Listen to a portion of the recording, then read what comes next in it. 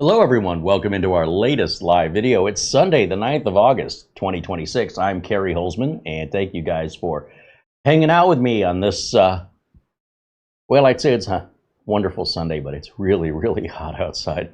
We are hoping for a cool down here this coming week, so yeah, just trying to stay indoors and stay cool, at least until the sun goes down. And I imagine, for most of you, it's probably the same thing, where it could be quite oppressive to go outside in that heat. So stay cool.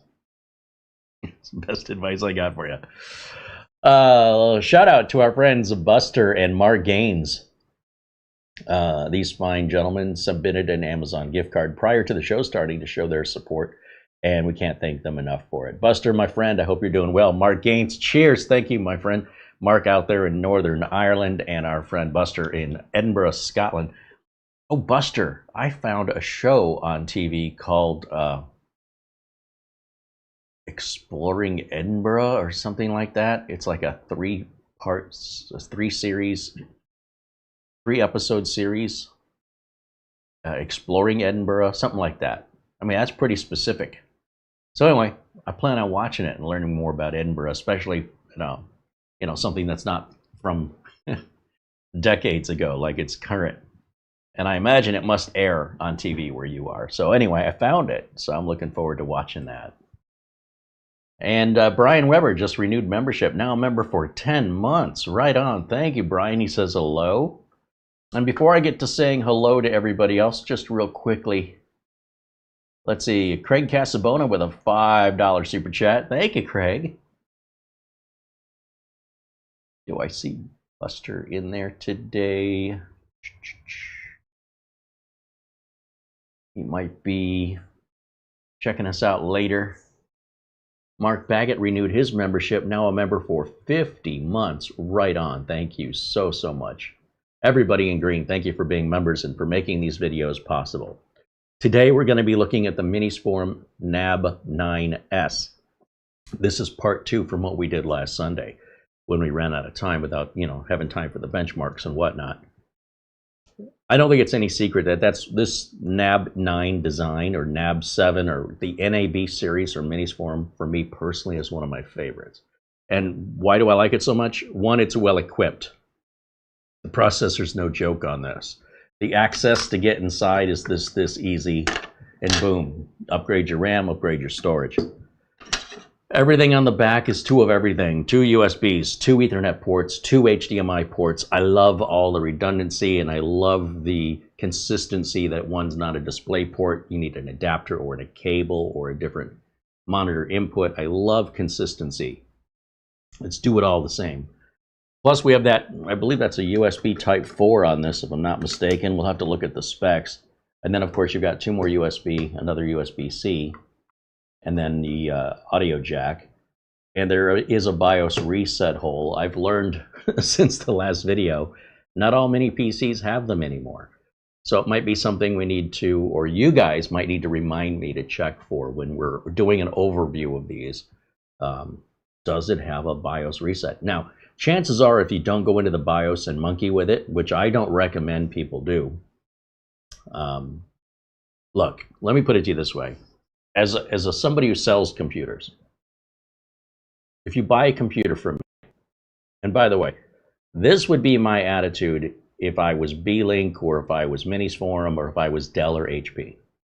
Okay, if you buy a computer from me and you screw it up, you get in there and you monkey around with it and it won't boot, like what we experienced last week with the Camrui. It's on you to fix it. It's not on my... Why should I be paying to fix your mistake? Why am I taking my time, paying my employees, paying for the infrastructure on something that was very small profit margin, that if you would have used it as intended, you wouldn't be calling support? So I'm not telling you what to do. I'm telling you what I would do if a customer did that to me. And I would probably help them one time, and I would warn them. Normally I charge for mistakes customers make. Like if you got a virus, that's not my fault. And the same thing, I'll take that virus off the first time for free if the computer's, you know, within about 6 months of purchase or so. Again, there's no real hard rule to that. It kind of depends on how busy I am and what my relationship to the customer is. And I'll tell the customer right out, look, this is not a problem that I caused. It's not a problem with the machine. You caused it. And I would normally charge you X amount of dollars to fix this, but I'll take care of it this time for you. But if it happens again, just know I have to charge for it, okay? And usually people are appreciative of that because I really should be charging them for it. I should not be giving away the free one. So when it comes to like the BIOS reset, if you never get into the BIOS, the odds of you ever needing to use the BIOS reset are slim to none. It's possible, but very, very unlikely. But if you do go into the BIOS, then the odds of you needing that BIOS reset go up substantially. Just know what to expect, understand what risks you're taking, and if it doesn't work in your benefit, take the hit. Okay? That's what we do here in this industry. I don't expect different rules for you that apply to me or apply to anybody else. Just, you know, fair across the board. If I did something I shouldn't have been doing and it doesn't turn out well, it's on me to put it back the way it was before I monkeyed with it. That's nobody else's fault but my own, and I should accept responsibility. If you don't want to accept responsibility, if you want to claim you're a victim, don't go in there, okay? Just leave it alone. If you say, well, no, it's a learning experience and, you know, I want to do this, and if I monkey it up, you know, I'll figure it out. That's great. It's a great way to learn. But you figuring it out isn't calling somebody for the cheat codes. You can if you want to, but I would respect you a lot better if you did your own research and figured it out yourself if you truly want to learn. All right. So with that out of the way, I want to remind you that when I build and sell and upgrade and repair computers, if I ever need if a customer says they want Windows or they want Office, I have to have a place to get it affordably that's legitimate, real license codes. My clients, you know, I have several lawyers that are clients, and you can imagine if I put illegal, counterfeit, stolen products on their computers, that's probably not going to pan out for me, right? They go to court every day. It's no big deal. I don't. I'm not in business to go to court. And if I'm in court, I'm not making any money. If I'm in court, I'm probably paying for a defense attorney. So this is not a joke for me. As a home user, if you want to follow in the steps of a professional and pay what I pay and get the guarantees that I get, then you'll buy from the company I buy from. Now, normally the companies that sell to big system integrators, or well, I shouldn't say big, I'm not big, but system integrators don't sell to the general public unless the general public convinces them they're a systems integrator. In much the same way the Consumer Electronics Show is only supposed to be open to the media and to industry. People will say, oh, I'm with media and industry, and print up a fake set of credentials, and they don't check them. They go, okay, that's just more audience, more attendance that we can use to promote how big our event is. So they don't mind at all if you want to lie. But you don't have to lie, and that's the beauty of it. Underneath my videos, there's a video description, and there's a little gray box telling you about the video. And that little gray box, that is the video notes. Let me show you if I pull up a video from a couple months ago. And prices have changed a little bit since I recorded this little video clip here. But let's play it and I'll show you what I'm talking about. Right underneath the video, to the left, it says, right over here, it says more on that first box. Click on that and all the video description, the links for everything we're talking about, and these license codes where you can purchase them. They're individual links right there. Those are not affiliation, those are not commission-based links. They're affiliate links, but they're not commission links. They're there for you, so you don't have to go hunt for it. But you can go to the website and hunt for it if you want to. And then when you find the product you want, you hit the Buy Now button. It's going to ask you to sign in. It's free to create an account. This is a way for them to send you a receipt of your purchase and also provide you the download link and the activation key privately. If you type in the promotion code of Carey, C-A-R-E-Y, and hit submit, you'll watch that price drop by 25%. That's it. You don't want to use the code? You want to pay full price? Full price is still a good deal. Then hit submit. Choose how you want to pay.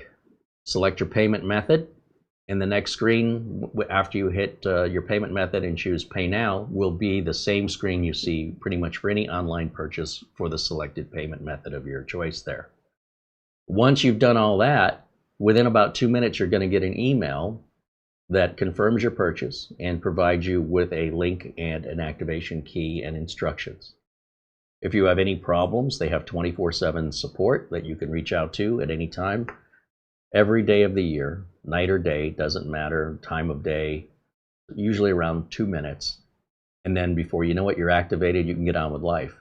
If you have any problems, they're really quick to solve them. And if for any reason there's any issue there, you reach out to me because I personally endorse these keys with my own money. So if there's an issue, they will make it right. And if you're one of those people that says, but what if they don't? It's maybe twice a year something happens. It's usually a miscommunication, and I get involved and I solve it every single time. So you're okay. You've got peace of mind. No one's ripping you off on this.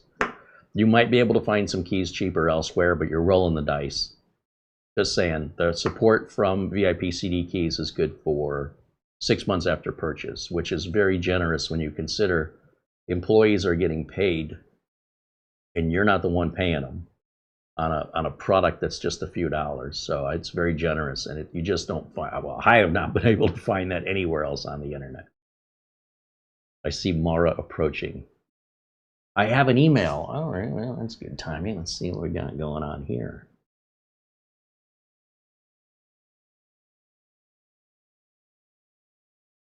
Jimmy, I got a note. The dog Jimmy, his health is declining. I think he's just, getting older, getting the maybe the hip dysplasias, things like that. And unfortunately, when I was checking my email, I just accidentally clicked on that, and it told me his health update is getting worse. He's still okay, but they're just kind of letting me know. All right, what do we have for email? Let's change the subject. Wow, a very generous Amazon gift card, and this comes to us from Mr. B508 in the chat. He says, "This is my appreciation for all you show, teach, and do for this amazing community. Unbiased, real-world, practical content." Well, Mr. B508, thank you so much for your continued and generous support. This is a very generous contribution. And these are Amazon gift cards. If you're new here, you might say, why are people sending Amazon gift cards? Well, look, people can send via PayPal if they want to support us. They can send a super chat. The problem with the super chats is YouTube takes 30% of any money that goes through YouTube. If the memberships are $10 a year, YouTube takes $3. YouTube also makes us wait 30 to 60 days before they forward the money onto us. And YouTube doesn't do refunds. PayPal only takes 3%, but Amazon takes nothing. So if you send an Amazon gift card, and it's got to be from Amazon.com, it can't be from the Amazon in your country, or if you send it to us in your currency, if you're in another country, we have to spend it at that Amazon in your country, and then it has to ship overseas, and then it doesn't quite work out right. But certainly we appreciate the thought more than you can imagine. And we end up spending the money on Amazon anyway. That's where we bought this, as a matter of fact. We went over to Amazon. So again, thank you, Mr. B508, and that leads me right into showing you the Amazon page for this Minisforum computer, which is right here, I think. Yeah, there it is. So the NAB9S. Now there are several different versions of NAB9 that have come out over the years, and this is the latest iteration. It's a Core i9-13900HK. That's a 14-core, 20-thread processor that goes to 5.4 gigahertz. Like I said, it's no slouch. 32 gigs of DDR4. That's a good thing. DDR4 is more abundant than DDR5. So as we're in our RAM apocalypse here, finding the cheaper RAM is always easier and cheaper than the DDR5. Instead of a typical 512 gig SSD that everybody else is using on majority of these mini PCs available for sale because of also the SSD shortages, they're including a 1 terabyte. And where everybody else will save even more money by throwing in a Generation 3, the 1 terabyte drive included in this purchase is a Generation 4. So it's a Gen 4 NVMe drive. Now, most people don't use Wi-Fi 6E or Wi-Fi 7. They're not widely adopted standards. So to save you even more money, they're just putting in Wi-Fi 6 with Bluetooth 5.2. Furthermore, those dual internet Ethernet jacks on the back, those are both 2.5 gig Ethernets. This will support up to 4 monitors at the same time because you've got the 2 HDMI ports and you've got actually 3 USB Type-Cs. There's 2 in the back. I think there's 2 in the back. Let me see if I can get a better picture of that to show you. Here's a breakdown, by the way. There's kind of the exploded view. Are these 2? I think there's 2 USB 4s back here. Yeah. And then there's another Type-C on the front. I just don't know if the Type-C is a different USB type. Let's see if they mention it here. There's the dual Ethernet ports. Let's keep scrolling.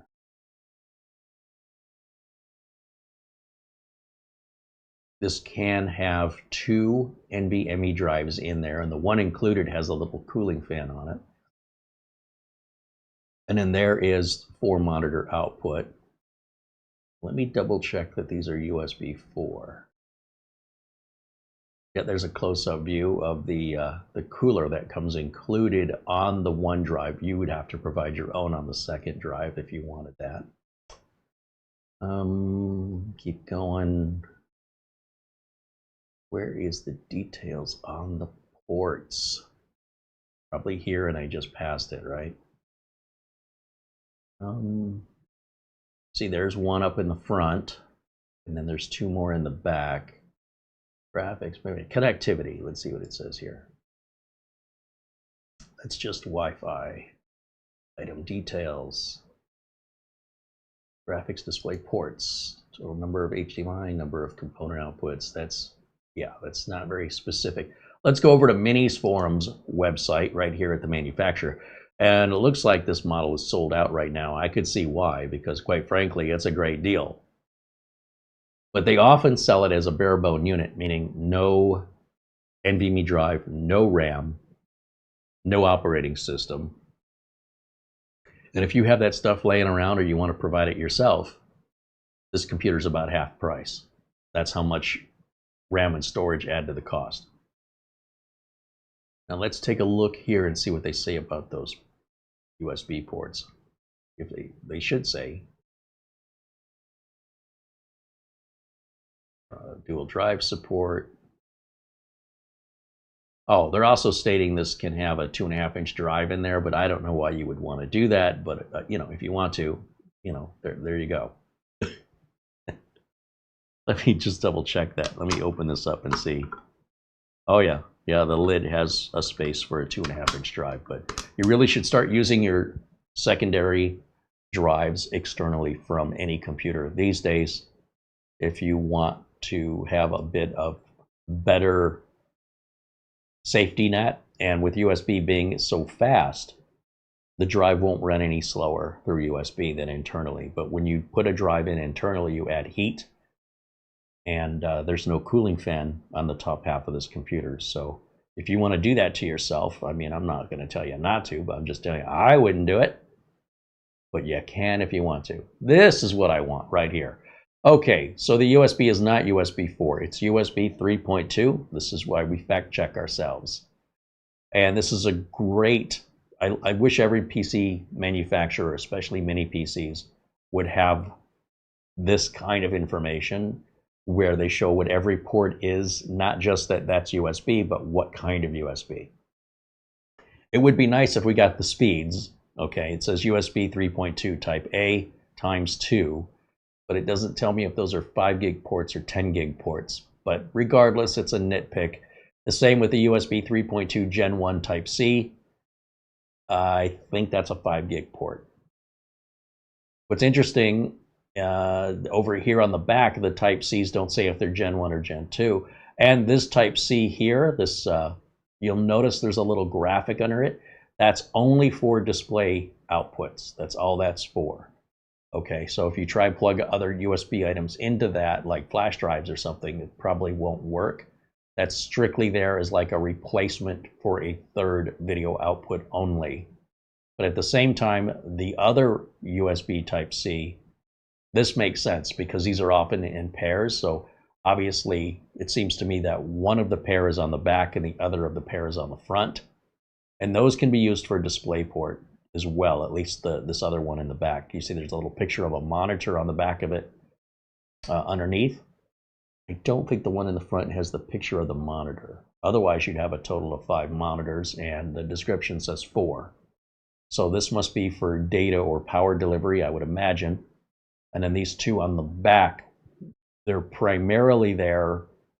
Well, the one on my left, well, your left too. This one on the left side is for DisplayPort only, for display output to a third monitor.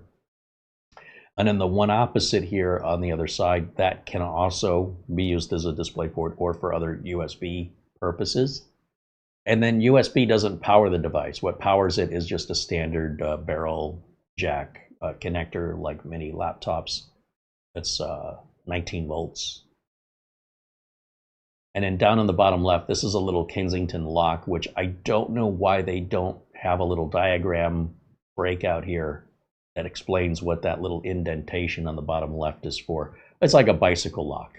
It's like a steel cable that you turn a key and it opens up inside of this slot into the metal frame, and then you can wrap that cable around something immovable, and you don't have to worry about your mini PC growing legs and walking away if you're in an area where that might happen. So in the box, you've got the computer, the power adapter, and power cord. You've got the mounting screw set, a small HDMI cable if you want to mount the computer behind the monitor, the little SATA cables in the box if you want to put a 2.5-inch drive in there, and then the VESA mounting bracket, and of course the user manual. If you need help with the unit for any reason, you would just go to the Minisforum support site, which is usually, let's see if we go all the way back up here, support, drivers and downloads right here, and right in the middle just type NAB9, is that one word? Let's see what happens. NAB9S is one word. Search, there it is right there, and there's your drivers and downloads. There's BIOS 10. So what's interesting, when we looked at this, I thought I was misreading BIOS 10S, because when we installed it, it said BIOS, or when we checked it, it said BIOS 105. So I'm not the one who misread it. The BIOS on this computer says 105, but whoever wrote this up for the website saw that as an S. And anytime I find these errors, I always let my contact at Minisforum know. They don't do that on purpose, and a lot of people, average, ordinary consumers, don't pay that kind of attention or even know what a BIOS is. So I, use my OCD for good instead of for evil. And I go, look, this really isn't a big deal.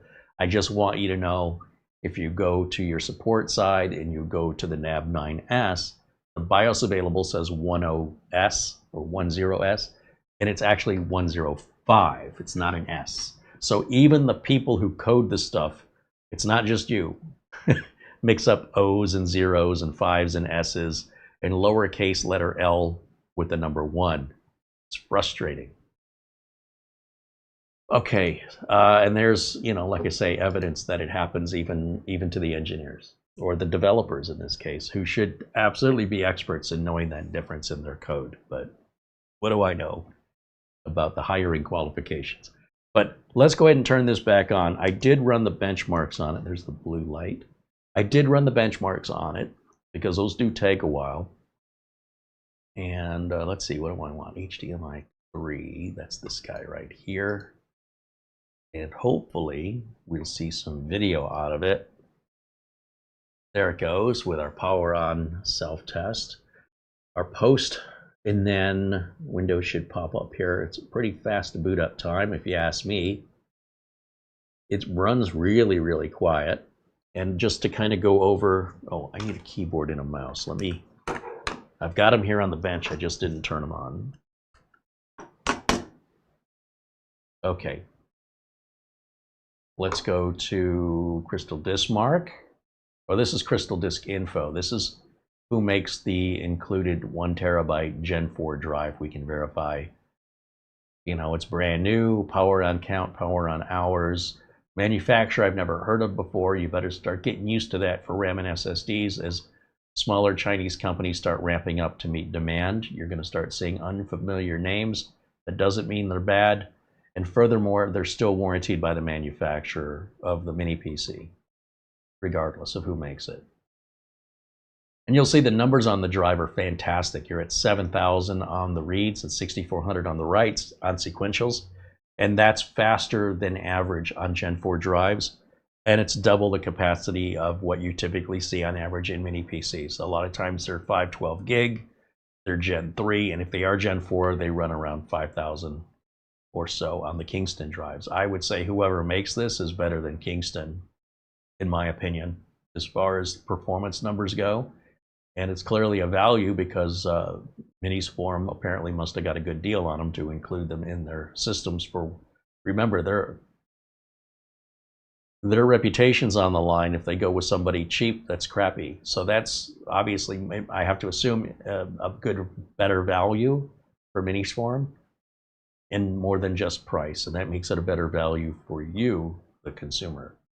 When I ran Cinebench on this, you can see our score of 12,893 on the multi-core, 1719 on the single core, and our temps look fantastic. So the highest temp on this row right here under the maximum, the hottest it ever got was 89 degrees Celsius, which is super good, really, really good. What else can I tell you about this?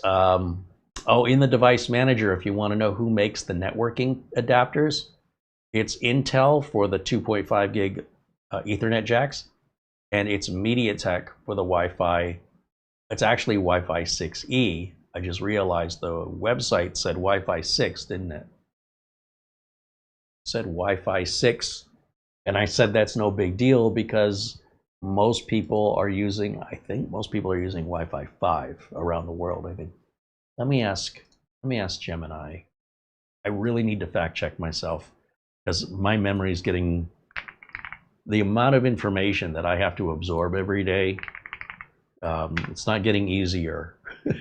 My brain is not growing in capacity, even though the information keeps changing or more information is added as new products come out. And over the years, it really gets hard to keep up with. So that's my excuse. What is the most common Wi-Fi standard on the planet? Let's see what it says.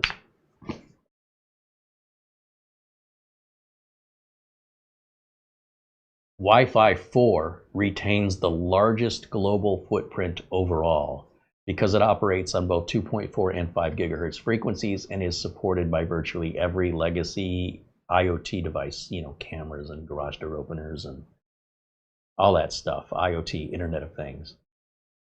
And it's low cost. The low cost router produced over the last decade and a half, so it's been around 15 plus years, and it remains the most ubiquitously supported generation worldwide. However, Wi-Fi 5 represents the primary workhorse standard for active daily traffic for things like laptops, smartphones, and streaming devices across home and enterprise networks. Now, Wi-Fi 6 is the dominant default standard shipping in nearly all modern smartphones, PCs, and routers, but most people don't have the modern, the planet-wide, the phones, the routers, they're usually several years old. So it'll take some time. So Wi-Fi 6E is very similar to Wi-Fi 7. They add a 6 gigahertz band, and that's why for most people it's completely useless. And that really only benefits when you're close to the device. All right, so just to clear up any sort of confusion about that and why this would be Wi-Fi 6 or 6E, and just to confirm, let me just go back over to specs here on Minisforum and see what it says about the Wi-Fi. Because we know what it says on Amazon, but let's see what it says on the manufacturer's website.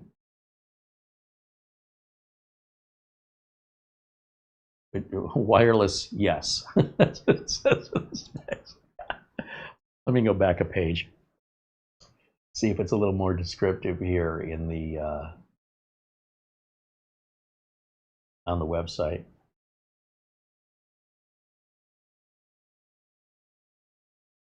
They talk about their cooling. We can obviously see the difference in cooling here. It can be used for content creation if it's not that intensive. One of the USB-C cables you could use for powering a portable monitor. So you can feed the monitor power and a display signal with one cable on a portable monitor. Still looking for the Wi-Fi details. Wireless says Wi-Fi 6E, so it is correct on the page. For Minisforum, it says Wi-Fi 6E, Bluetooth 5.2. But on Amazon, it's saying it's Wi-Fi 6. Once again, when I find these little details, I like to forward them over to Minisforum. And they're not a big deal, like who cares? But they're kind of underselling the computer by not including those details. And just because they use the letter S instead of number 5, that could create a support call of confusion that doesn't need to happen. And saying it's Wi-Fi 6 on the Amazon, on the title of it, is underselling it. It's actually 6E, so there's no harm in just adding the letter E to that, and it's an easy fix. But it's in Minisforum's benefit, right? Because it adds more value to what the customer is evaluating to understand, the price, what you're getting. So they're underselling it. When I'm evaluating these machines, because I'm not paid to do this, well, I'm paid by the audience, okay? The manufacturers, I don't take money to do this. I want you to think about you're running a business, and in your business, your customers come to you and they say, we need some computers. What would you recommend for us? Knowing that if there's anything wrong with it, we're going to blame you. We're going to expect you to fix it, and we're going to expect you to make it a priority.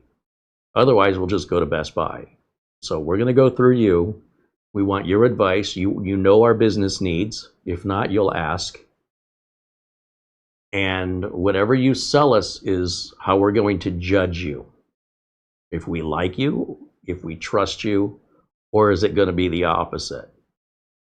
If you make a bad call, you have two choices. You can ghost the customer and never return their calls again. Okay. You can go out and find another customer, which is, to me, for me anyway, much, much harder than just doing the work. I'm much better at doing the work. Or you can take money out of your own pocket, time that you would be otherwise using to bill another client. Just one of you, right? There's only one of me. So if I have to go deal with a problem that, maybe the machine won't turn on or crashing, whatever the problem is, that is, under my warranty period, something I do that I don't get paid for. One of the things, though, is customers want the cheapest price. They are going to price shop you. So if you say, well, I'm worth more because I'm going to show up and I'm going to do the work, if you can convince your customer to pay you more for that, you're a better salesman than me. By the way, that's not a high bar. I'm a terrible salesman. I'm just honest. So if you say to me, with all that under consideration, what computer do I recommend? I'm not going to recommend oftentimes the cheapest thing. I need to know the company's got my back, because I may need to then go back to the company to be compensated. So I'll give you an example. Let's say, for example, I recommend a B-Link computer, And I give that computer a 1-year warranty because B-Link is giving me the 1-year warranty, and I'm just the middleman. Customers don't have to deal with the paperwork or the phone calls. They can just call me and talk to a human in normal human language, and I take care of it. So I go there and I evaluate it, and I realize it's got a bad power supply. And I reach out to B-Link and say, I've got a bad power supply here. What can I do about it? In the meantime, what's my customer supposed to do? So the customer needs, they're running a business. Just to tell our customers, come back another day, our system's down. I mean, that's not an option. They're counting on me. It's like if you had a flat tire on the side of the road, the mechanic said, give me 3 days. Okay, I'm just going to sit here on the side of the road for 3 days. You know, if a random person stops and helps you, that's great. Don't get me wrong.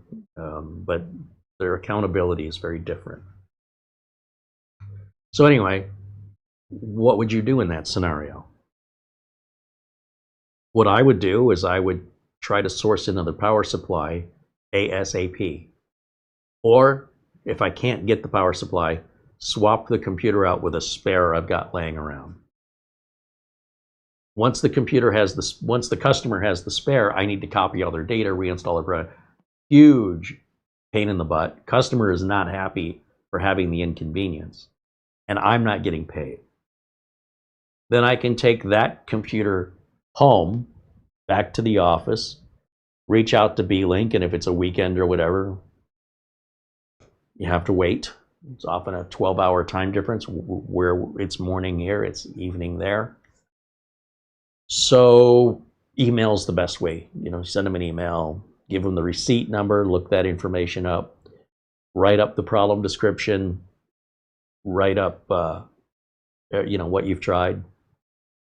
And then if they send you an RMA number or whatever it is where you ship it back, here's an address. You can't just ship it back without authorization. It'll just be sent right back to you. Anyway, it takes time, none of which I'm getting paid for. If I ship it back, I pay for that, the shipping. When the replacement comes in, I have two choices. I can either go back to the clients and repeat all the work again, replacing the unit they have with the one they used to have, put all their programs and data and configuration back on it, and I'm not getting paid for any of this on a machine that I had to sell at a very competitive price point, or they wouldn't have bought it from me to begin with.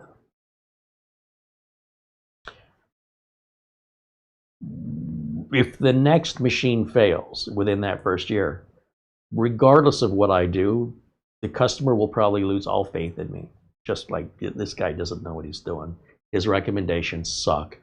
And we're losing money. The business, when you've got an employee sitting at a desk who can't work, you're still paying that employee. So the consequences financially start to fall like dominoes. So when a customer asks me, what computer do you recommend? That's all going through my mind. What would I support? What do I know is reliable, and that those kind of problems are so rare? You know, you can't guarantee it as far as like it's never going to happen, but I can guarantee that in the unlikely event it does happen, I'm okay with that because that's an okay risk for me. I know that would be highly unlikely. So in the unlikely event it happens, I got you, no problem. And what I'm telling you here on this channel is the same thing I tell my paying customers. These are the things I'm looking for. This is why I'm looking for those things. And this is what's at stake if I get it wrong. So when I tell you the NAB9S is one of my favorite models, just the NAB models, NAB models, also the NPB models are very similar to this. They are excellent machines.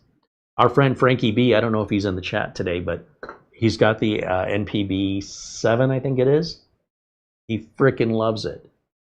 He did have a problem with it. What was the problem? I think he needed a BIOS update.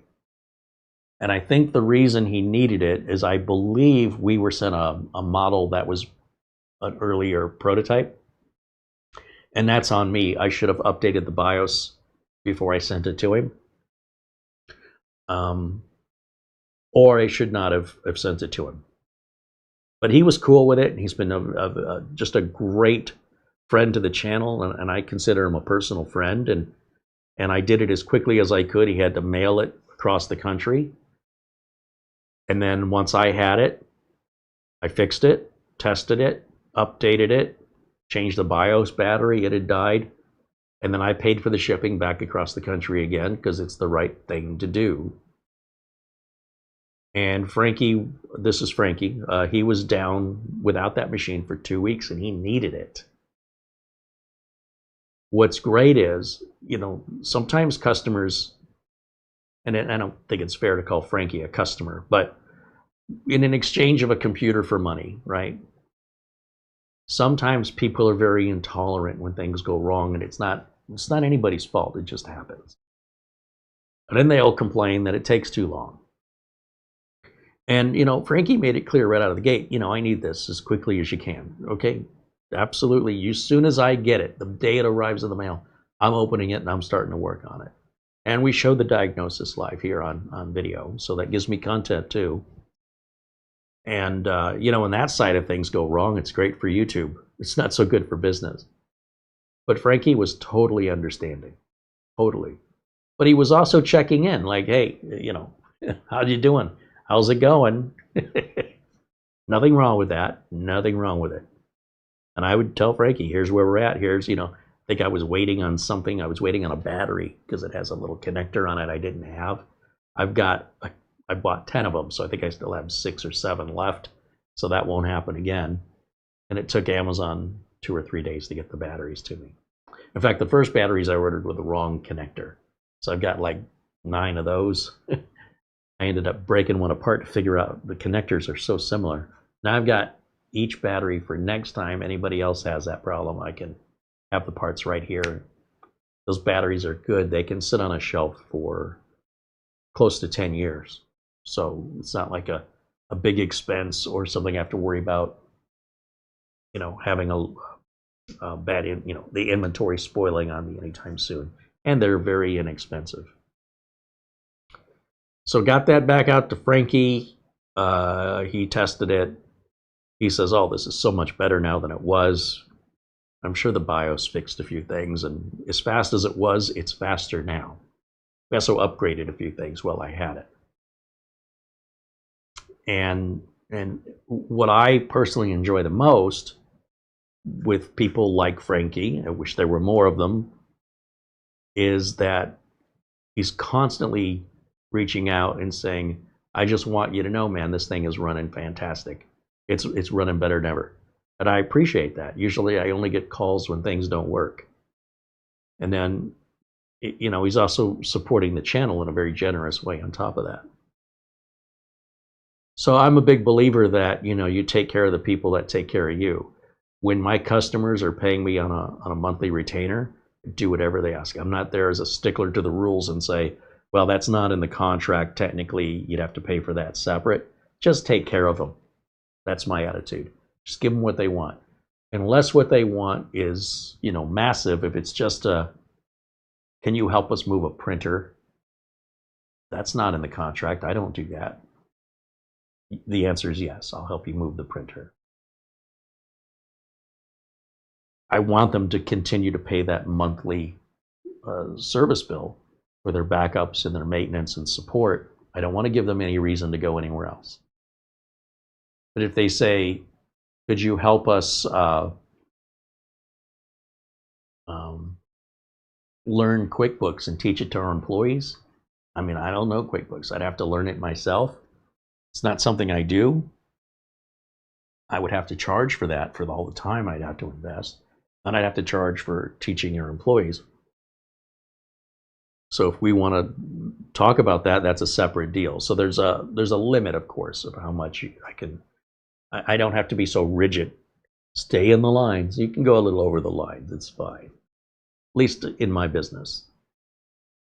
But sometimes you'll get a customer who maybe doesn't know you as well, and they just assume right out of the gate, I wonder what your deal is, right? You talk a good game. It's almost too good to be true.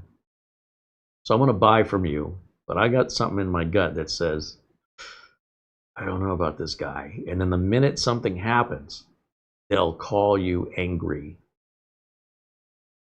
Carey, this damn computer you sold me, I want to throw it out the window. Say, hold on, what's going on? Well, it started doing this and it started doing that. And it's like, well, okay, it's okay. I got you. Do me a favor, turn it off. I've already tried that. Okay, would you please just humor me? Go ahead and turn it off. Okay, now would you unplug it from the wall? Okay. Now we need to wait about 30 seconds to a minute. Pretty hot outside, isn't it? You know, small talk. 30 seconds goes by pretty quickly then. Do me a favor, go ahead and plug that back in and turn it back on now, would you? Yep. Okay. How is it? Well, I guess you fixed it. I'm glad that's all it was. Is there anything else I can help you with? No, that was it. Okay, well listen, if it happens again, please let me know right away. Otherwise, you know, hope you're having a good day and thank you for calling. Glad we could work this out for you. So that's how I handle, that's the difference between, let's say, somebody like Frankie who knows he's confident, I got him, okay? Versus somebody who's like, I don't know you that well, and I'm so used to being scammed by people, I'm assuming I just haven't found your scam yet. So you've got to treat them with kitty gloves on, and you'll win them over if you do what you say you're going to do, and you make it, you're gentle, and you make it clear to them, this is not a game for me. I'm not a scammer. I want your repeat business. I want your referral. Will you give it to me? I can't force it out of you. So that is sort of, you know, that's not really said, not typically, but it's implied. So when I tell people, usually at the end of the call, I used to do this more than I do it today. I'd say, well, I'm glad we got it fixed. You know, if you know anybody that has any computer problems or suffering with computer problems, please feel free, give them my number. I would appreciate your referral. That's how easy it is. You don't have to pressure anybody. I've seen people go, you know, if you give me 10 referrals, I'll do the repair for free. Don't do that. Let me rephrase. I'm not doing that to somebody. Let me put you to work. But if you think I'm a good deal, tell your friends, tell people you know so they can get the good deal too, and make sure the guy offering the good deal is getting the business and stays in business, right? That's good for everybody. Let me get over to the chat room and see if you guys have questions for me, and I have not been looking at the chat room. And I haven't said hello to everybody. Shame on me. Isaiah says hello. Jonathan Fells joins us. There's Craig Casabona and Mark Gaines, Sean Skinner, and Jim Kenny saying hello in our live chat room. This YouTube channel is intended for you to communicate with others, including myself, while I'm live. Unlike other content creators, I want to talk to you, okay? So if you're just watching passively, I don't even know you're there. You might as well be standing behind a wall with your ear against the wall, listening in. I don't know you're there. Again, we have to retrain some viewers, especially when they're new here. They're not accustomed to this kind of direct interaction. But that's the whole point of YouTube when you go live, as far as I'm concerned. To go live and ignore your audience, what's the point? And as an audience, why would you go and watch those videos when you get ignored? I don't know. It's like being invited to a party and then nobody will talk to you, including the person that invited you. You know, you could leave and no one would notice, right? So why bother being there? That's the way I see it, and that's why I do it this way. I do it the way I'd want it if the roles were reversed. David Herzog says hello. There's Andy W6AD saying happy Minisforum. Marlena, our channel administrator, joining us here in the chat room. She's the one who does our thumbnails, our video descriptions. She works with potential units for us to review and technology with those companies, so I don't have to deal with it. There's a lot of spam. They want us to review socks. They want us, what's the latest one? Vacuum cleaners.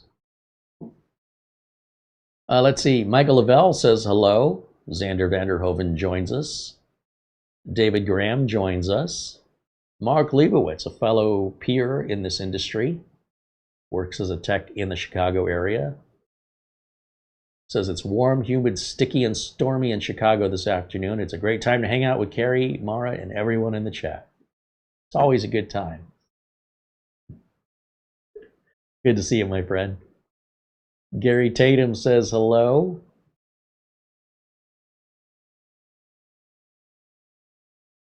The Muffin Man joining us. 3D Everything saying hello in the chat. By the way, if you're new and it seems awkward, all you do is open up you'll see the chat scrolling off to the right of the video or beneath the video on a phone, and just say hello. Hello, that's it. How awkward is that? And then just watch the responses. Let's see. John F9M3L says hello. There's Luke Greenia saying hello from Vermont.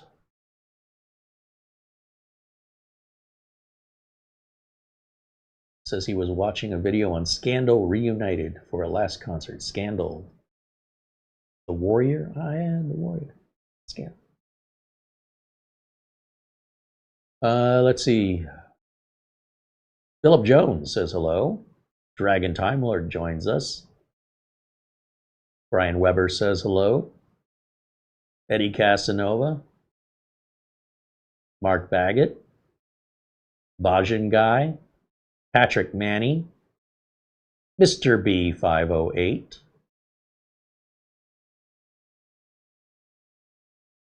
Ian Bruce. The weather is dreck here in Newcastle. Dreck. There's a word we don't hear very often. Oh, he says dreek. The weather is dreek. I get your tone. I'm sure I know that word. What was a word I heard the other day? Dissemble. Not disassemble. Dissemble. I think I was watching Reacher on Amazon. And was it dissemble? Yeah, it means to hide your real feelings, true motives, or actual facts behind a false appearance. It's a formal verb used when someone acts hypocritically or pretends something is true or false to deceive others. It was said in a way that was like, the conversation was about Reacher's brother had died. And they said, do you want to talk about it? And he says, I am talking about it. That's what we're doing right now. She goes, well, when you don't want to dissemble and you want to have a real conversation. And I'm like, what was that word? Dissemble. I'm 58 years old. I've never been taught that word. I know the word disassemble quite well. So dreek, is that what he said? Dreek, D-R-E-E-K.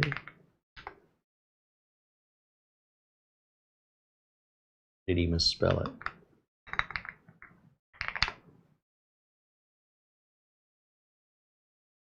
Dreek is a phonetic spelling of drich, D-R-E-I-C-H, a traditional Scottish word that describes dull, damp, overcast, and miserable weather. I've learned something new again this week. Look at that. I'm on a roll. 2 new words. Pronounced drix. All right. What would I do without Google? I would appear a lot dumber. Where was I in the chat? Sorry, I got distracted. It was a squirrel. Westside Lord says hello, and Edward Bass joins us. And Boss 10010 says hello. Bill Holmes says hello and happy Sunday from the Central Valley of California. Victor Torres joins us as well. Welcome in.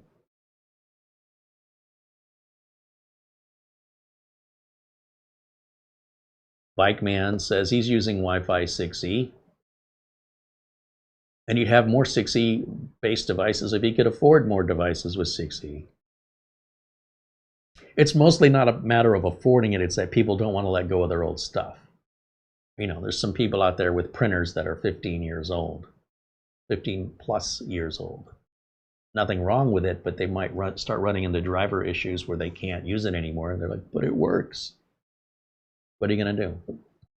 Same with the, garage door openers and security cameras. They might have put those up a couple of years ago and they're Wi-Fi on 2.4 gigahertz. They still work. Why would I replace them with 5 gigahertz or higher resolution cameras? I don't know. It's up to each individual to find value and decide what's worth updating. Picard 2005 says hello, and Tony Aindow says hello.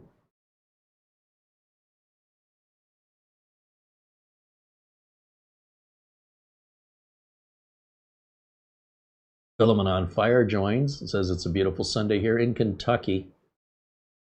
Oh, it's a hot Sunday here in Kentucky, but beautiful and thankful to be alive, right? Appreciate the update. Chris Johnson says hello from Albuquerque. Laura the Bear joins us. He says, hello to everybody, and great show as always. Thank you, Laura the Bear. Or is it Lar the Bear? Could be either way. And Elijah 52 Dickens joins us here in the chat room. So good to see everyone. I'm appreciative that you're sharing your Sunday with me today. And get back over to, there we go. I'm not sure what else to tell you between part 1 and part 2 of the Minisforum. This was primarily a video just to update you on the testing results, the benchmarking results. But if there's something I'm missing or forgetting or overlooking, or you didn't watch part 1 and you have a question for what we've already covered, feel free to ask in the chat room and I'll do my best to provide an answer for you. Bajan Guy said there's an auto repair shop here in northeastern Ohio that still uses a dot matrix printer until about 3 months ago. I imagine getting the ribbon for that would be starting to get difficult, or they're re-inking it. Seems like a lot of work to keep an old printer. Finding the paper, that's usually tractor-fed paper. I'm sure that's not easy. I'm sure you can find it, but if your source that you're getting it from no longer has it, finding it at another source would be a little bit of a challenge, I would think. It's been a long time. We have whenever we go down to the store, we drive by a place with a big sign. It says autocorrect. Autocorrect. AUTO space correct. It's a car repair company. So I look and I'm like, what is autocorrect? Do they fix typewriters? Like, I don't understand. It's car repair. And I'm like, that's a brilliant, brilliant name for a mechanic shop. I love it.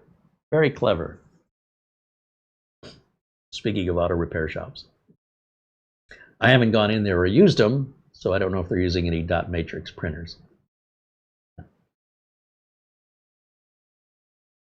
Some of you are talking about the price of RAM and what it costs for RAM these days.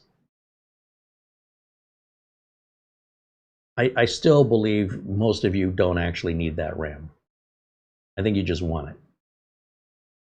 I think this is old school carryover from earlier days where more RAM meant a faster computer, and for the most part, those days are behind us now.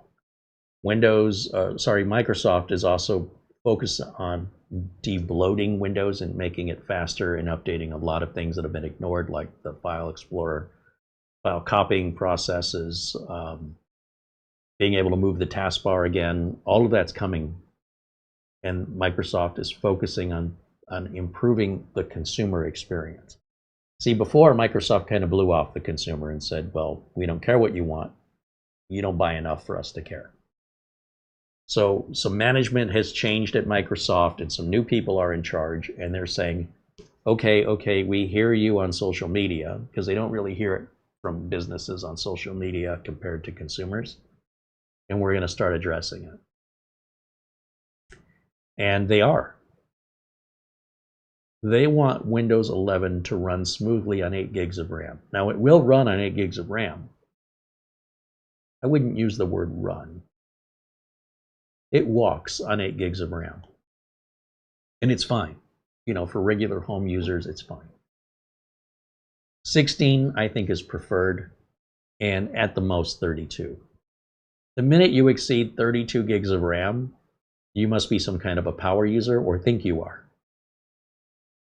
Because I don't use more than 32 gigs of RAM, and I consider myself a power user. And I'll tell you what, I don't even get close to using it. Even if I'm rendering a video in Power Director while I'm extracting a zip file at the same time I'm watching a YouTube video, my little Galaxy Book 3 just cooks right along, all wirelessly on the network. What I'm not doing is I'm not a product developer. I'm not coding. I'm not running any virtual machines. I'm not product testing, you know, and I'm not using DaVinci Resolve or some massively resource-intensive program. I'm not using MathCAD or MatCAD, AutoCAD. I don't do any of that. But I did start my career in that. In case you're wondering, in 1991, I worked for a company called TriStar Computer Corporation. And if you hit up Gemini and ask it for what is TriStar Computer Corporation, you'll learn about my very first job building computers. And they specialized, TriStar specialized in building machines for AutoCAD use. They even had tablets that were branded by TriStar. I think there were Wacom tablets that TriStar branded. They advertised in Computer Shopper magazine and were right up there with Gateway and a couple other of the big players. But they were pretty high-end machines sold to universities. I worked directly with a professor to build a machine he needed, and I worked with a doctor in 1991 who wanted to, his idea was he wanted the hospital to be able to scan the x-rays and then over modem, because remember there was no internet, he wanted my help to set all this up so that the radiologist sitting at home can immediately or within minutes get the image of the x-ray on their computer screen instead of making the patient wait for the radiologist to get in their car, drive to the hospital. So I was involved in all these early days back when all this stuff was new. And but you know, none of this was my idea. Okay, I was given the task. We want you to build the computer so it can do this. Don't worry about scanning the x-rays. We've got that. Don't worry about how we're going to connect and transfer the file. Just make sure you build a computer that can handle, you know, the image, the size of the image. Put a modem in it that can, you know, be the high-speed modem so the image won't take as long. And, you know, even if it takes 3, 4, 5 minutes for that image to load back then over dial-up, which was probably 1200 baud, maybe 2400 baud, that was still much faster than the radiologist having to get in the car and go to the hospital. We're talking about like emergency room stuff, not scheduled appointments. And that was exciting times. I loved, and I still love my job. But that was nothing an enthusiast dealt with. Like an enthusiast doesn't deal with what the professor needs at Arizona State University. The enthusiast generally, especially in 1991, wouldn't be running AutoCAD and need a tablet, a Wacom tablet, not a computing tablet. Those did not exist. Tablet had a different meaning. And then the doctors, you know, before the internet, you know, approaching me with this challenge. But nothing I would ever, you know, say, oh, I need this at home. That thought never even occurred to me. By the way, these machines were like $6,000. If you think RAM is expensive today, you should have seen how much RAM was and how little you got. And if you convert that into what that money was worth today, oh man, RAM is still a bargain. We've gotten very spoiled. But that need for all that memory kind of went away. It's mostly a psychological thing now for most people. There are always exceptions, and whether or not you're an exception, I'm not telling you you're wrong. I'm just telling you my perspective on it. Even I don't have that much RAM. Now, I will say, we do have machines here that are equipped with 128 gigs of RAM. I've got a machine that runs, I've got a Threadripper over here that has 512 gigs of RAM. Takes forever to boot. You have any idea how slow that computer has to, how long it takes for it to check 512 gigs of RAM every single time you turn it on? Bring a Snickers bar. Sure is faster. No matter how much RAM gets, companies buy it. Consumers don't. So if you buy RAM today thinking I'll resell it in a month or two because it'll be worth more, you're right. But finding a consumer who will pay what it's worth, good luck. If you can do that, you should come work for me, because I got lots of work for you to sell. Businesses, on the other hand, pay the invoice. If the invoice is $200, if it's $2,000, cut the check. Doesn't matter. So just because something is selling more in the marketplace doesn't mean anybody's buying it, as far as consumers go. Some people have this sort of misguided idea that if RAM is worth twice as much money, and I buy it today with the intent to resell it, you will probably end up losing money. Because when you resell it, you'll probably have to pay a commission, like on eBay, and you have to pay for shipping. You've got to do the physical work of packaging it. And by the way, if anything's wrong with that RAM, they might just return it to you. That's a tough way to earn a dollar. So my advice is buy the RAM you need. Don't buy the RAM you want. Unless you can afford it, of course.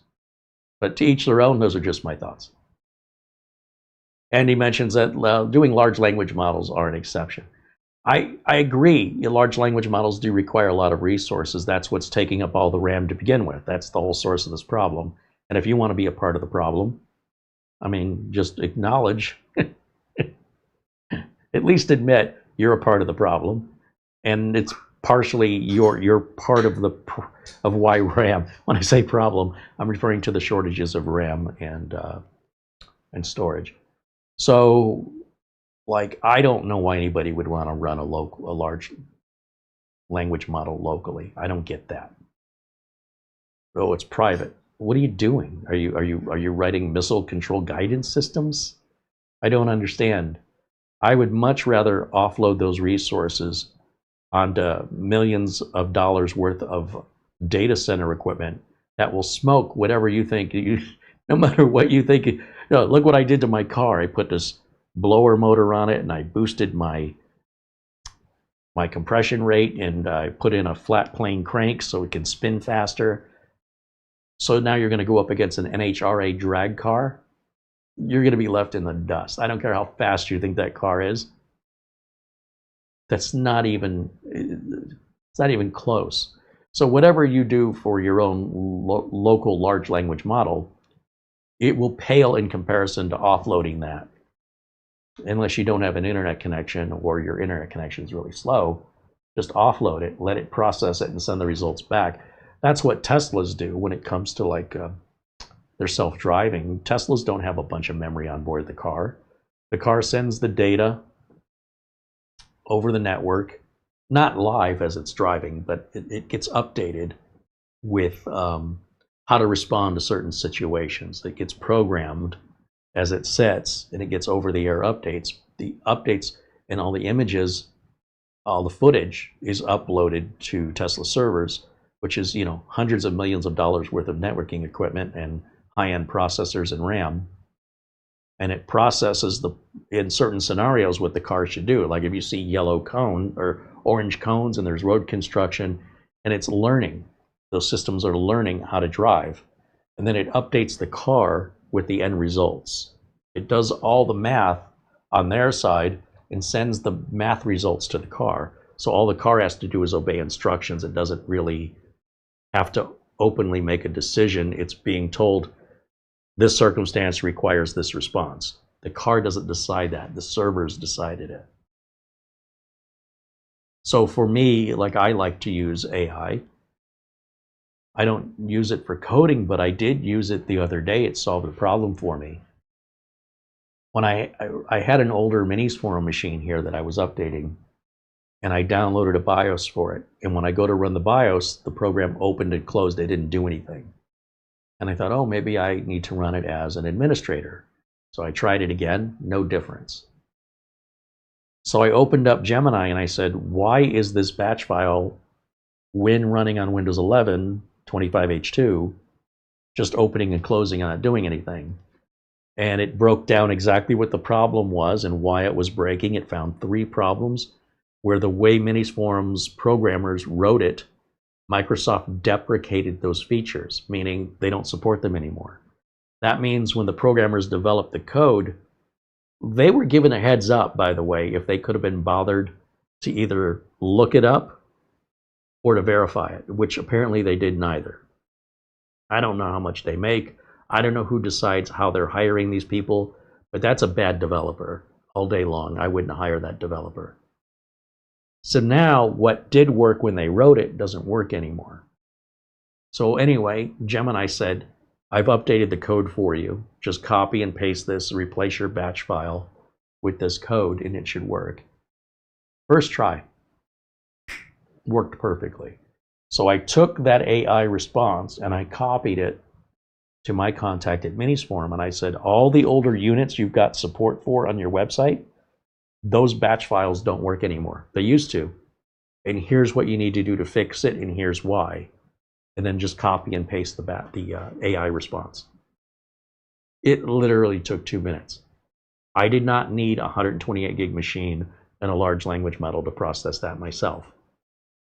It's practically instantaneous, and it cost me $0.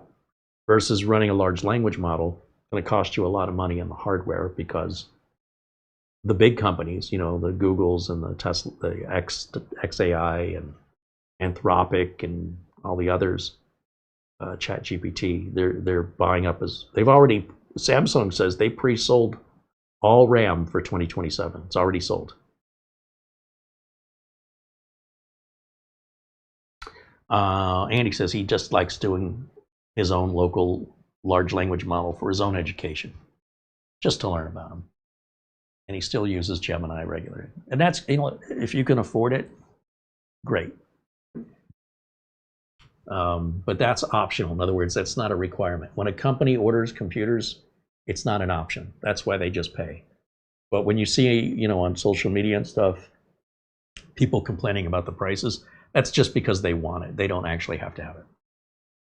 That's how you can tell the difference. If they actually had to have it, they'd pay for it. It's just how it works. Anyway, I'm just trying to help you out. I hate to see people spending money they don't need to spend, or being upset about something that really doesn't make any difference. And if you really think about how important that really is, if it were truly that important, you'd have it. That's all I'm trying to say. If somebody really wanted to stop smoking, no matter how much they say they really want to stop smoking, they'd stop smoking. I mean, it's just that easy.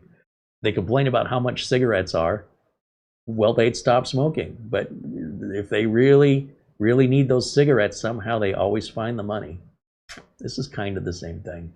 And I think it just comes from the older days of computer technology, where that stuff used to matter for all of us, like universally. Today, there's a few exceptions, but like I said, it's more of a, for those people, it's a, they either pay for it because they need it, or they just want it because they want it. Well, they might need it too, but if they really needed it, they'll find the money. That's just my thought on it. I'm just kind of curious, if I go back over here to Google and say Samsung RAM sold 2027. 2027.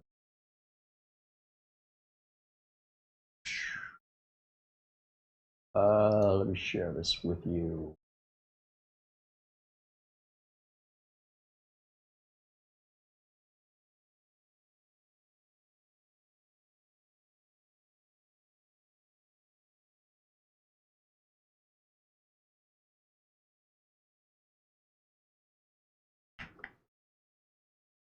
Trying to find the original article instead of hearsay. Here we go. Let's go here to this website just to give some authenticity to the information. You know, the internet's filled with so much fake information. So important to verify what you're reading is true these days. Memory capacity for all of 2027 has reportedly been booked and sold with no more DRAM or high bandwidth memory available. According to a new report, Samsung, SK Hynix, and Micron's DRAM and HBM memory capacity for 2027 is now sold out with no additional supply available. This is according to a Taiwanese outlet called Digitimes. Let's go to the original source. Translate that to English. Yep. So no matter what you think of prices today, you were going to wish you had these prices. If this information is accurate and this turns out to be true, what it's going to mean is companies will continue buying it up and consumers will not be able to afford it. And if you think you're just going to buy it now and resell it later, good luck finding the buyer unless you're selling it to a company. You'll likely be stuck with it. It's too expensive to be, you know, putting it on Facebook Marketplace or Craigslist. Those people are on Facebook Marketplace and Craigslist because they don't have any money. They're looking for a bargain. So unless you're willing to sell it for less than you paid for it, you're probably not going to sell it. Or you're selling it to a business. Just so you know.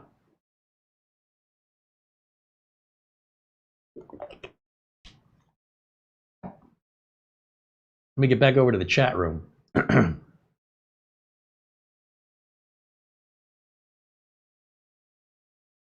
Dennis says, hey, Carey, I think people misunderstand LLMs, large language model, in many ways. A lot of people don't know that a local model can be trained.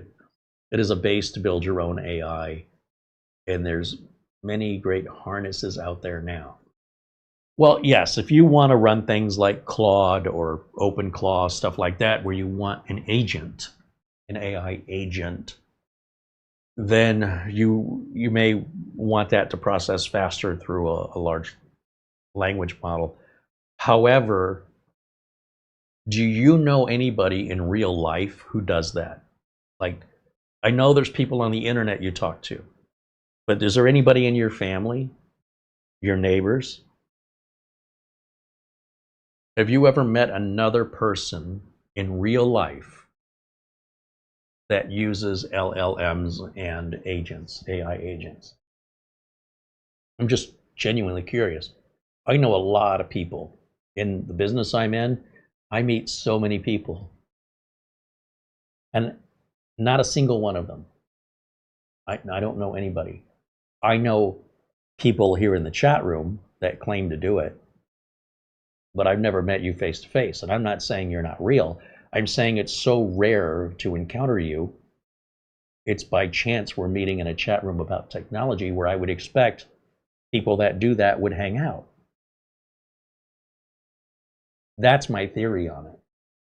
So if you go on social media and you go to certain forums where people who do that kind of work are more likely to be, it'll appear to be there's a lot of them. And there is. But compared to the number of people on the planet, it's super tiny.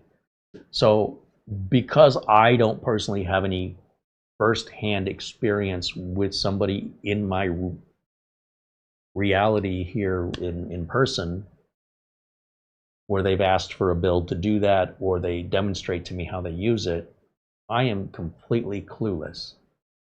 You have to understand, I'm a hardware and Windows technician. I'm not a software developer. I don't work with developers. I have nothing against developers. And I'm more than happy to fix a computer for a developer. But I cannot help them develop or program. It's just not my wheelhouse. Otherwise, I could be a developer myself if I knew how to do that. So the programming that I've done has been very basic stuff, like literally basic programming. Batch files, very simple things to accommodate repeatable tasks. The idea that I would spend, or that anybody would spend time to create an AI agent to do things for you, I don't trust it. Way too early for that. It's so risky. But if you want to play around with virtual machines and play around with different operating systems and then play around with different AI agents and see what they do, that's a personal hobby, I guess. It's a way to spend your time. It may be building a level of experience skill set that you could apply for a job later to use that skill set. I just don't know any of those people in face to face. I know you're real. I want to say real people. Everybody here is a real person. But if we cross paths on the street, you know what I look like. I don't know what you look like. I'd walk right by you and I wouldn't know you were you. You'd have to let me know. So the people I actually know, nobody's doing this. Not a single soul. So anyway, that's why if you hear me talking about it that way, I'm so disconnected from that reality. It's so rare to me that I've never even encountered it, not once. And I'm not saying that's good or bad. I'm just explaining how it's strange to me. It kind of comes across weird. Like,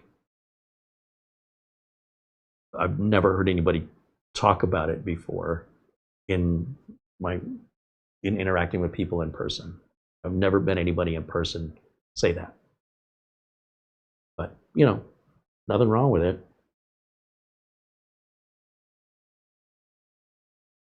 Jim Kenny says, AI is free to use now and we get hooked. They may start charging for it. To some extent, what it'll do, yes. They're already charging for it. I mean, this is very expensive. Once they've got you hooked and you can't live without it, and that's, how many times have you seen this with, LogMe and Rescue or TeamViewer, for example.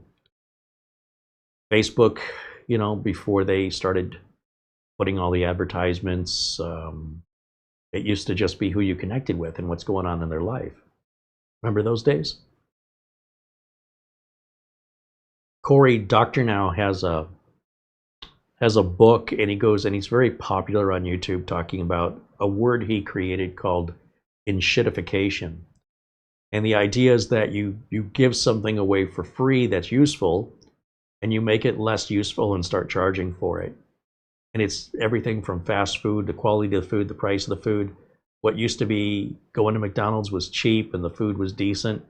Now it's expensive and the food is crap. The employees don't seem to care.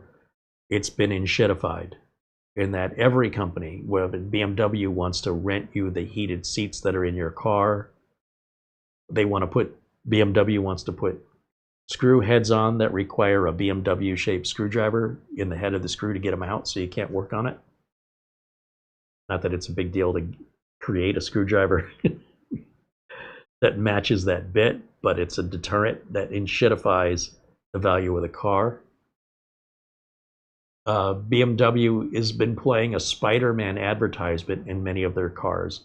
So you start your $100,000 BMW up, and your digital screen pops up where BMW has said the car is not a place for advertising. Like BMW flat out said, we wouldn't use that for that purpose.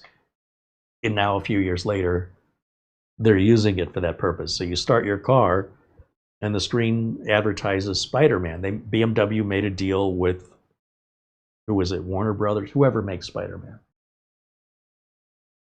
And it says, Spider-Man now in theaters, click here. And then if you click it, if you push the button on the screen, the movie trailer plays for Spider-Man on your computer's car screen, your $100,000 car.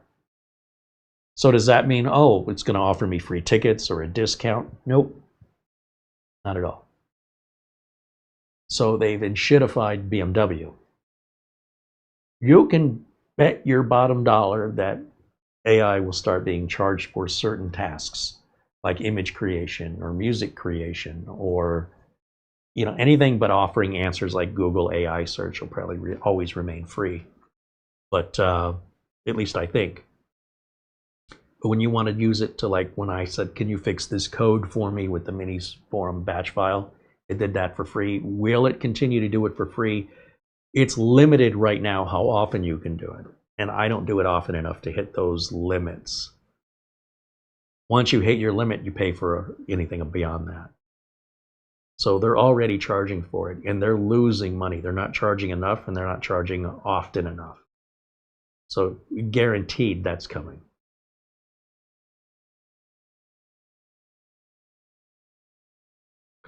Dennis says it's not just about programming. What about a daily journal, a logbook, writing a book? Pretty much assist doing what you want. That's an interesting perspective, Dennis. I couldn't imagine anything better than just opening up the daily journaling app on my phone and talking to it. I don't need a big computer to sit at a desk to do that. A logbook, the same. Just download the app on the phone and talk to it. What about writing a book? I've written books. Never used AI to write a book before. I've never needed it. So maybe ignorance is bliss, but have you written any books, Dennis? I'm curious because I have. I don't quite understand. I don't get it. I mean, if you want to tell me you have written a book or things you've actually done with an AI LLM, I'd love to hear how you have used it. I mean, you could tell me how it could be used. That's great. I'm just telling you, you could do this all on your own, and it's pretty damn easy. Like, I don't understand where the benefit is all I'm trying to say.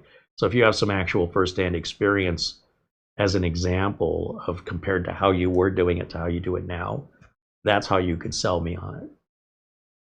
But not just with imagination. You have to actually demonstrate it, or give me something I can relate to. Adam wants to know if I'm fundamentally against AI agents. I see them as a tool that can help, just like the calculator. Yeah, Adam, I agree with you. It's not. I'm not just going to say AI agents are bad. They're very early in development, and because so, they're very, very risky to misinterpret what's going on. AI agents have broken out and hacked other companies.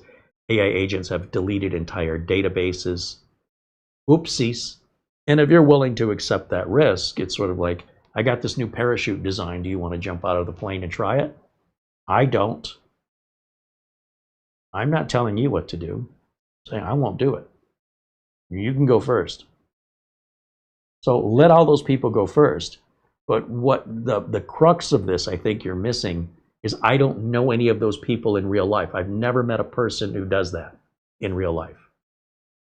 That's all I'm saying. It's so uncommon and it's so rare. But on social media, it's everywhere as though everybody were doing it. But in real life, when you step outside, good luck meeting your neighbor, if you even know who your neighbor is anymore. Online, you know what's going on halfway across the world, but you don't know who your neighbors are. That's what's happening because of the internet. There's a disassociation of the online world and the actual world we live in. I don't know what your world is like, nor do I claim to. I'm simply pointing out that in my world, I've never met anybody ever in real life that uses an LLM. I'm not opposed to meeting it. It's not like I don't want to meet them. I don't see them and I avoid them. Never met them. And yet, when I look online, they're all over online. Well, of course they are. When you think about it, that makes sense. Technical people hanging out in a technical way with other technical people. But when I go outside, there's generally not technical people out there. And when people hire me, they're generally not technical people or they wouldn't be hiring me. Do you understand our disconnect?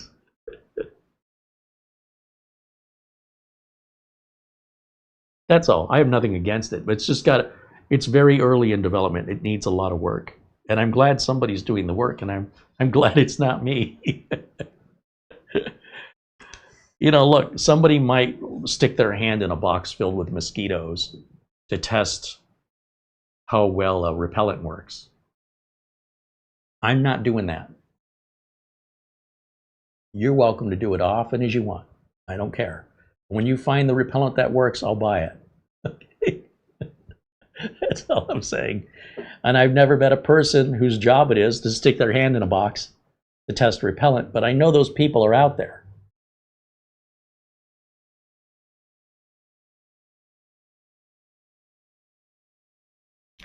Adam says he uses an agentic AI at a managed service provider of 100 employees. Yeah, well, I could see that for sure. They've automated, RMM for quite a while, and RMM is a whole nother can of worms. That a lot of break-ins that are happening from hackers these days are getting in through the RMM software. So whether or not it's running an agentic AI or not, there's a current and ongoing trend right now to break into large corporations, even though the large corporation has all the right security in place. Their managed service provider doesn't. And if you Google for the news, it's been all over the news the last, 10, 12 weeks. And every day there's another. Bleepingcomputer.com is a great website for industry information and what's going on. And, recently I was revisiting content from a gentleman named Clifford Stoll. Cliff Stoll is sort of a hero of mine.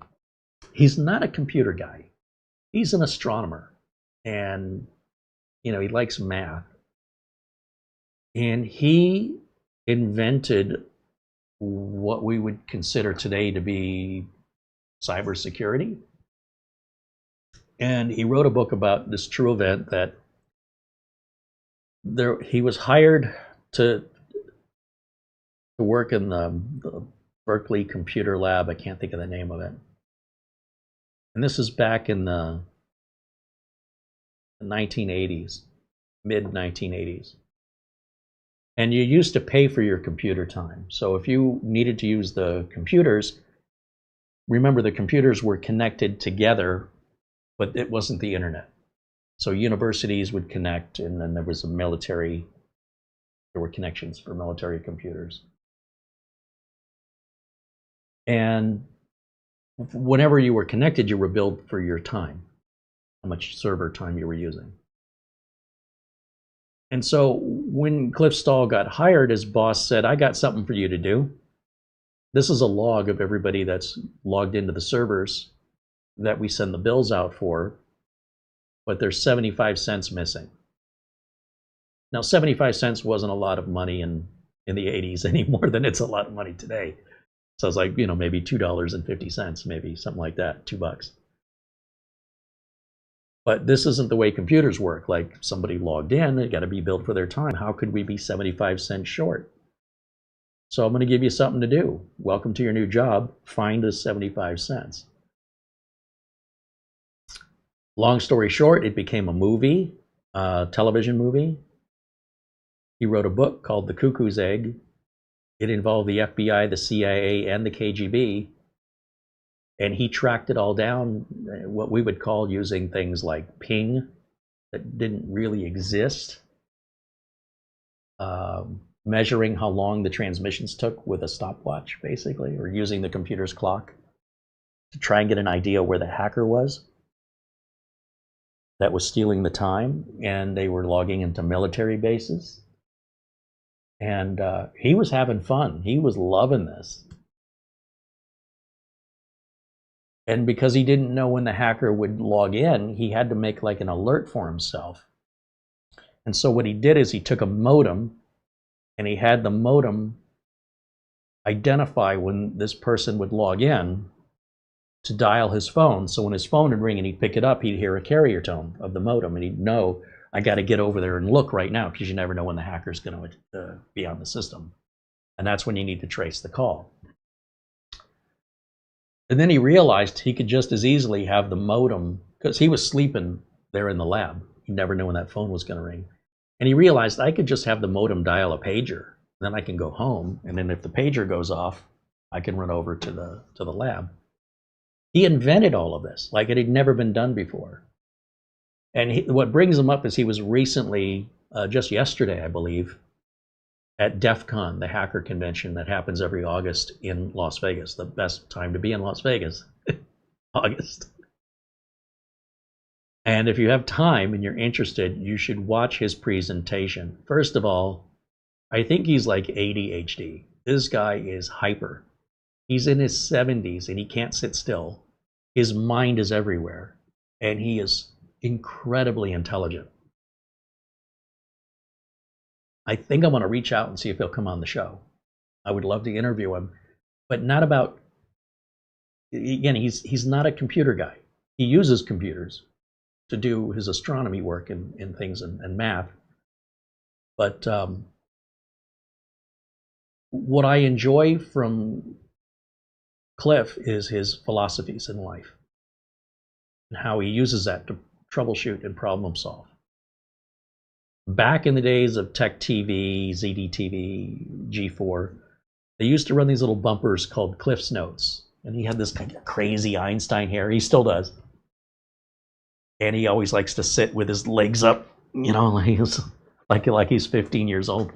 And I admire that. I think it's cool. And he always had these quick little quips about technology and how we're misusing it. And we're losing our humanity as people. We're forgetting who we are as beings.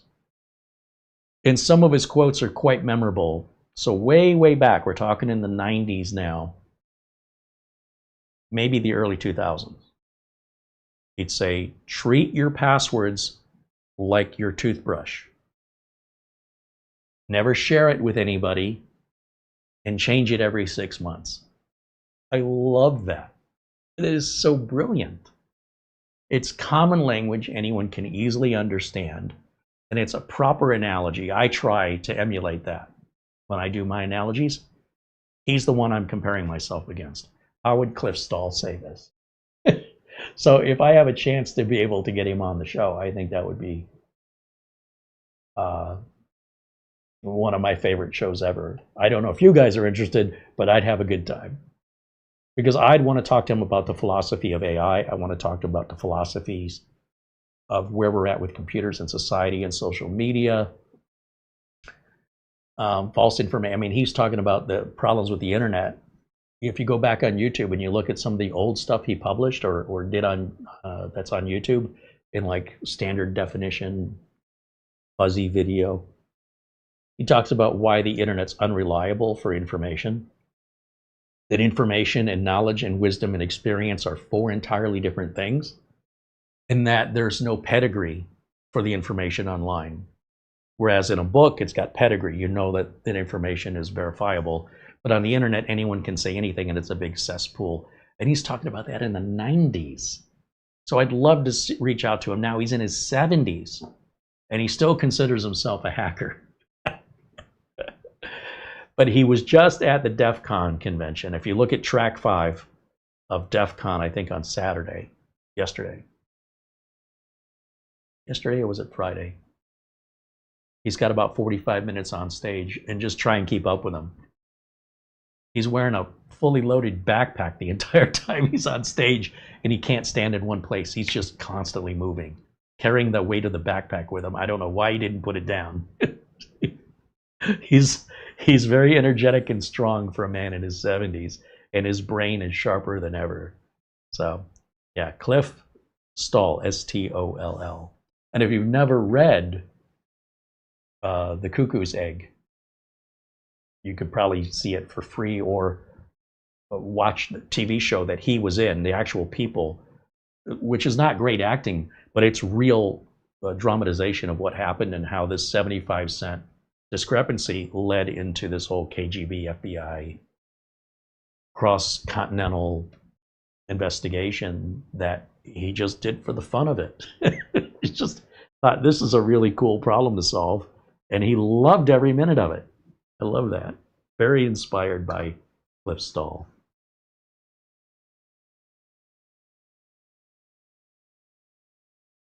So I'll give him some time. I know he was just in Las Vegas. He's probably still there. And then I'll reach out to him and invite him on the show, see if he'll entertain me, or entertain my offer.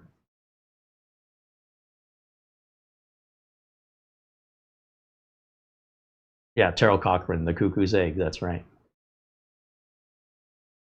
Paul Connolly joining us from Australia. Monday morning coffee time for me. It's a glorious 8 degrees Celsius this morning. You gotta love winter. Well, it must be Australia. What part of Australia?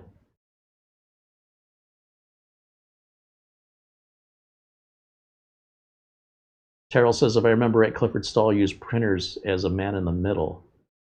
Yeah, in the middle of the night when people left the university, he'd go grab their printers. He needed like 50 printers to print out the login informations, and that's how he was able to identify when the time and the date of when the hacker was logging in. But it was just random, and it could be on any of the dial-in services. So he never knew which one it would be. So each printer would monitor one of the node. Was it a node or whatever they called it? These are dot matrix printers, and he just set them all over the floor. And of course, he'd have to put all those back. And sometimes he couldn't find 50 printers that he could just borrow from other rooms in the university. And I don't even know how he slept with the printers just randomly going off, dot matrix printers at the time. A great show if you're interested in it. And it demonstrates, like, he set up what we would call today a honeypot in order to trick the hacker to stay on the phone longer, to make fake information, and a ton of it, just made up information that it looked like the hacker would be interested in, and the hacker took the bait. And that kept the hacker online long enough for the call to get traced all the way back to Germany, where the hacker was. And come to find out, it wasn't just one hacker, it was 4. And one of those hackers suspiciously was found dead, which they claim self-immolated. Suspicious, and they really don't know what the truth is. Anyway, I don't want to give away the whole thing. I mostly have, but you know what to expect.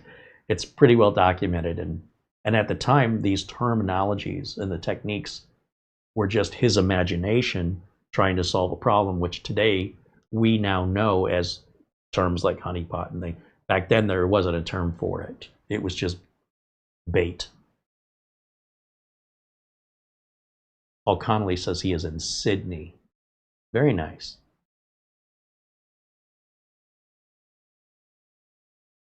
So Sydney, Australia. My brother's talking about visiting there in December. And then I think they're spending 2 weeks, and then they're going to New Zealand. They're going to be gone for like a month. So I told them to send me a lot of pictures.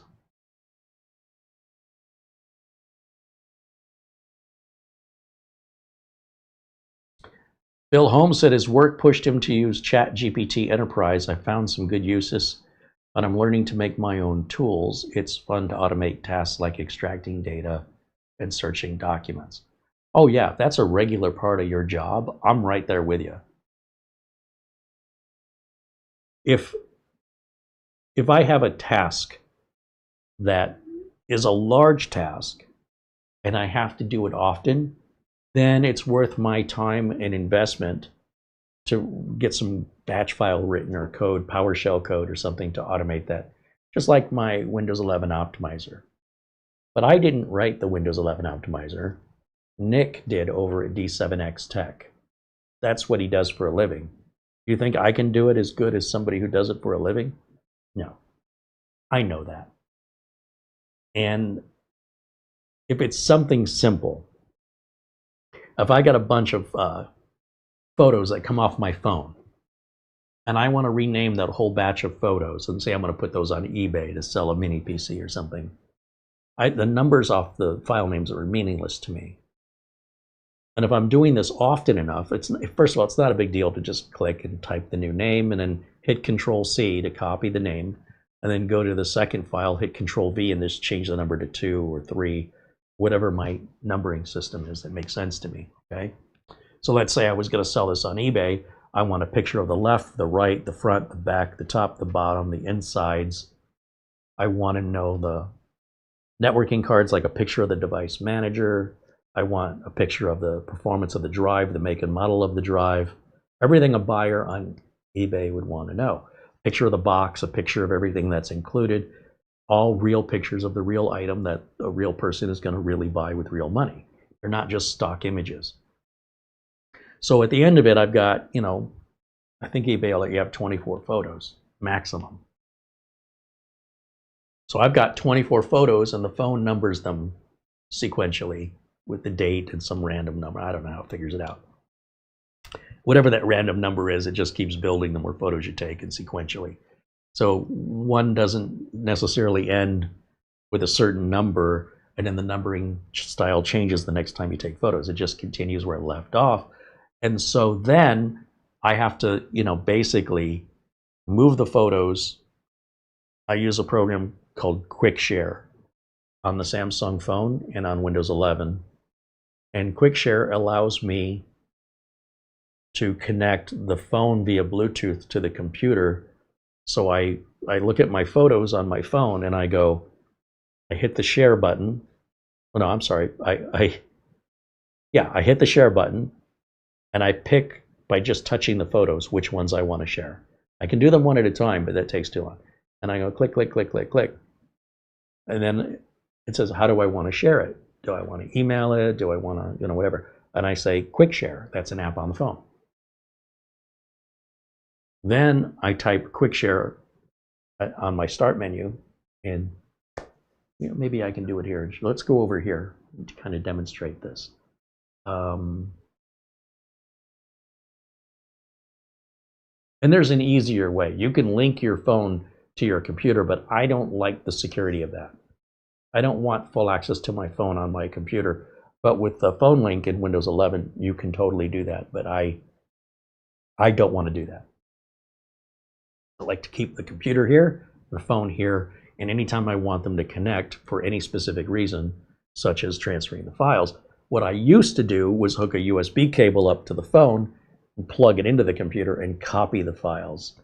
That's too much work. This is so much easier because it's completely wireless. So let's go over here real quick and I'll show you what I'm talking about. Go to HDMI 3. Okay, I still have the photo of the device manager. And let's open source this. Open source projector. Okay, now I can see it full screen the way you guys see it. And then I need this keyboard over here. All right, so I would come down here and type in Quick Share.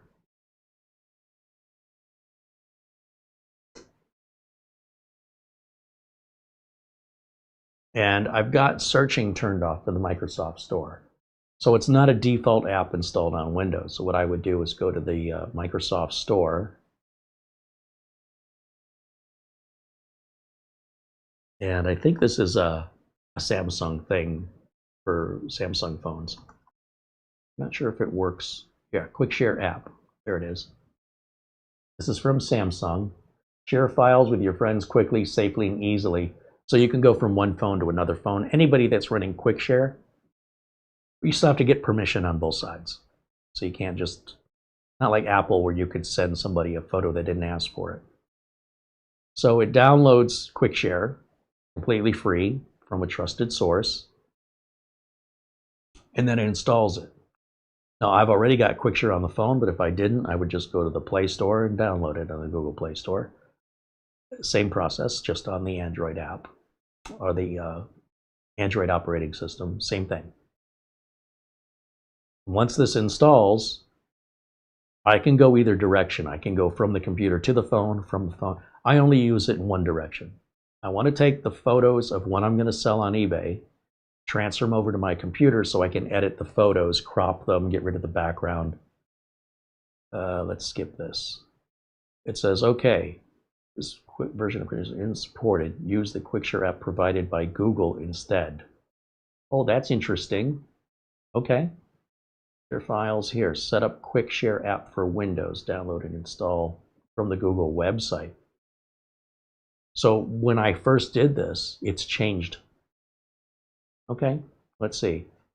Android to Windows or Windows to Android. Okay, this is the whole thing on how to do this. And this is at android.com. So again, consider the source of the information online. FAQs, etc., etc. So I quickly want to see, and by over here, there's the overview. You see these tabs here, right? Open quick share on the phone. Okay. Where is the app? Oh, right here, download quick share. Does that mean I have 2 quick shares now? Let's see what happens if it replaces it.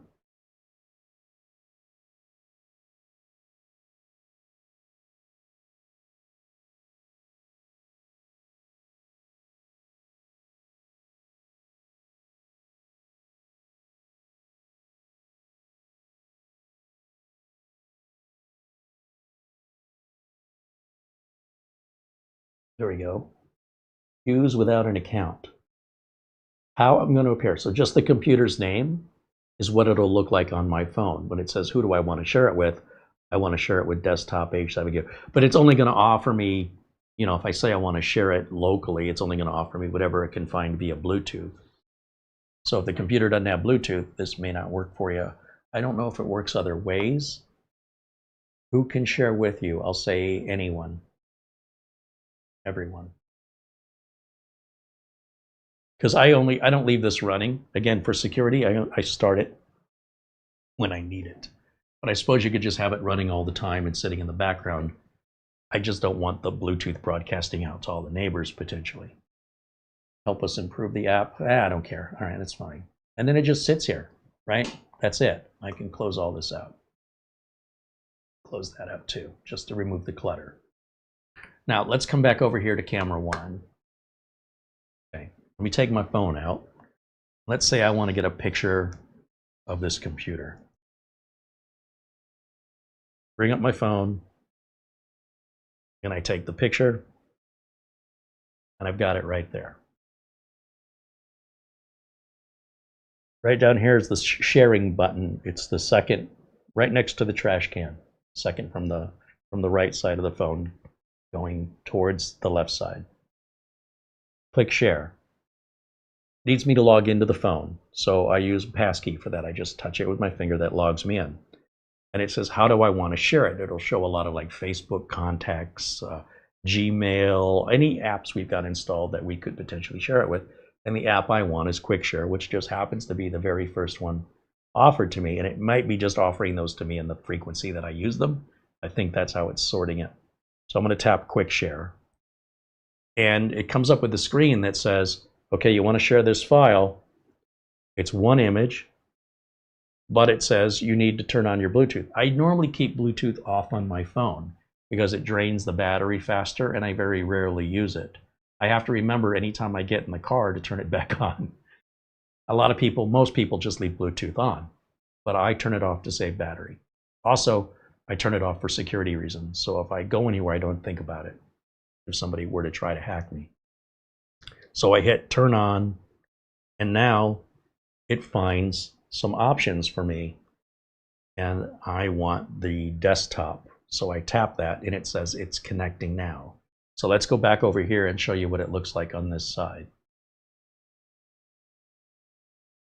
It says Carey's S24 wants to send you a file. Okay. Connecting, right? I don't need to read that to you. And there's the image I just took. Now, what I can do, I can open this image up and I can edit it so I can put that up for sale, right? I can go over here and I can go over here and whatever I want to do to it to clean it up. I can even open up Gemini and ask it to take the background out. But I kind of feel there's some authenticity on eBay if your picture doesn't look too professional. But you could totally get rid of the background and get rid of these cables. Let's save that. Now here's the other problem. Now that we've got that, I don't know, where did it put it? Did it put it under downloads? Yeah, so you see that file name? So what if I did this 12 times or 15 times different angles of this computer? This number means nothing to me. So I would click on it once and I would say NAB9S-1. The next one, NAB9S-2-3-4. So once I've got that, I can just click once on it hit Control-C, and then the next file, I just click on it, and then just change that 1 to a 2, etc., etc., etc. But if I had a lot of these to do, I could just create a batch file that renames all of them for me. And it can do it a lot faster, and it won't typo like I might. The other thing, and I don't know if eBay strips away the EXIF data, but if we right-click on the photo and go to the properties and security, is it under security? Hold on a minute. Right-click. What's it under? I thought it was properties. Details. You get a lot of information about the photo, the size, resolution, where it came from, the f-stop, exposure time. It may even show you GPS coordinates of where the photo was taken. That's how AI could search all your photos from Yellowstone. Say, show me my photos from Yellowstone. That's what it's looking at. So we can remove these properties. And I just want it to remove everything. And then I click OK. So that all blinks out except for the resolution. Just in case somebody wanted to harass me, this is all they're going to see. I think eBay might strip that out, but I don't bother to risk it. If I take it out myself, I don't have to worry if someone else is going to take it out for me.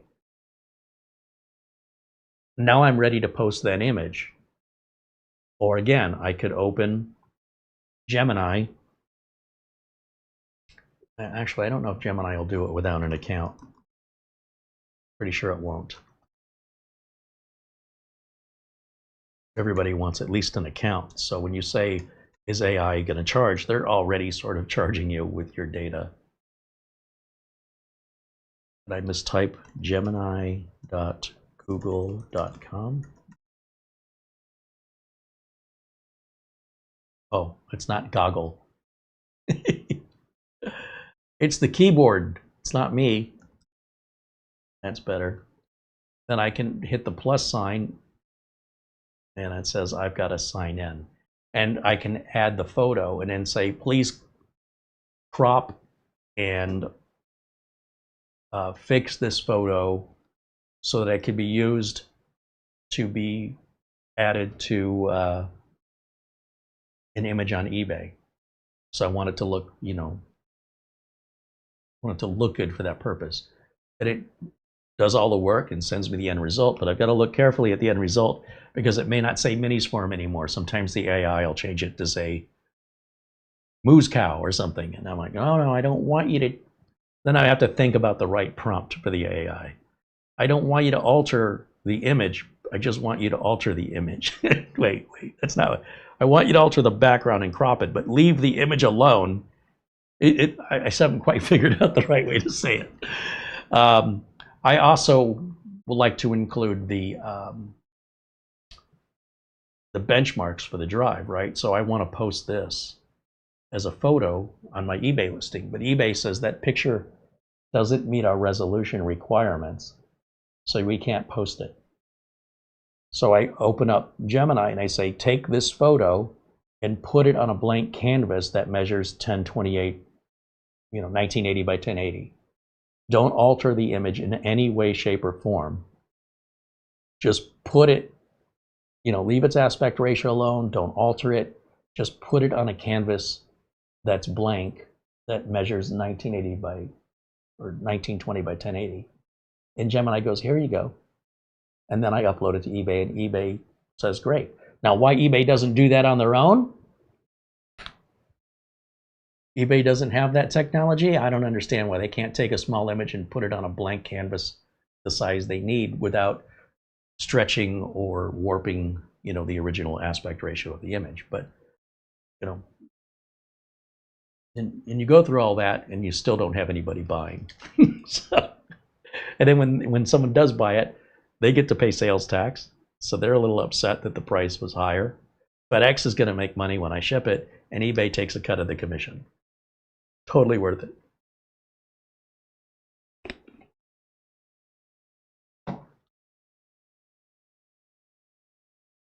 Could there be an easier way for me to do this? Probably. I'll get there in my own time. Before, I would hook a USB cable up to the phone, plug it into the computer, then I'd go to the DCIM photos storage, and if there's a lot of photos, it takes forever for all of it. Oh my God. Walk away, go get something to drink, come back, go all the way to the end, because those are the photos I want, the ones I most recently took, copy and then paste, and then it transfers them pretty quickly over the USB cable.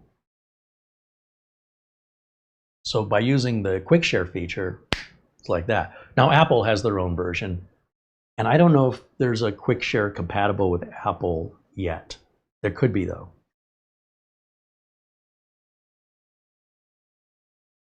Now if I could just figure out how to get those pictures cleaned up and cropped, because I don't need people seeing all the mess in the studio, right? I just want the image cropped. And sometimes the image is crooked, I'm not holding it straight, and I want it to straighten it. And other times, most of the time, I just leave it crooked because that shows that's a real photo. It's not, because you can go on Amazon and you can buy a white photo box. And you put this mini PC in the white photo box. It's like think of a box. It may have sidewalls, but it's got a bottom of, usually it's white, and then it's like a piece of cloth that you could fold up and put away. And when you want to sell something on eBay, you open this thing up and it looks like this. And you put what you want to photograph in this little box, and you take a picture of it with your camera, and it looks like it's just floating in space. You don't see, because the white bottom and the white background, you can't tell where the bottom and the wall begins. It's all the same color. And then if your camera's too wide angle, just crop it out and then post that on eBay. If you're wondering how people would take catalog images back in the day when they sent catalogs, that's how they did it. And of course, if the item's bigger, you need a bigger box. Or you can just set up a sheet, a white bed sheet, or something that doesn't have any texture or patterns on it, and just have something hold it up and set the item you want to photograph onto it. Snap your picture and it just looks like it's floating in space, just like a professional catalog. So that's the tricks of the trade. All that to sell some crap on eBay. But if it's easy, I don't mind doing it. But if I got to spend hours and hours coding, or if I have to pay for software to do it, I'm just losing time and losing money. And I might as well just take the mini PC and donate it somewhere, take it to Goodwill and get rid of it,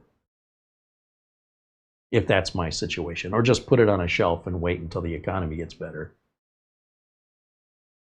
So that's an example of a real world use case scenario that I'm familiar with that involves using the phone, using the technology, using the AI, using Gemini, or it could be Grok, or it could be ChatGPT, whatever your AI chatbot of choice is. They're all kind of the same. Depending on what you do, you'll find some do things better than other things. So I was using Grok, and then I got really disappointed with the results I was getting. Let me rephrase. I was happy with the results I was getting from Grok. I just required a lot more of me correcting it. And for funds, I went over to Gemini and it got it right the first time. And I was like, why am I using Grok? Now Grok's been updated. Maybe it's better. I don't have any reason to leave until I start having to constantly correct Gemini. Then I'll try Grok, or then I'll try ChatGPT, or maybe DeepSeek. Whichever one meets my specific need in that moment of time, that's the one I'm using. And it may not be the right one for you, if at all.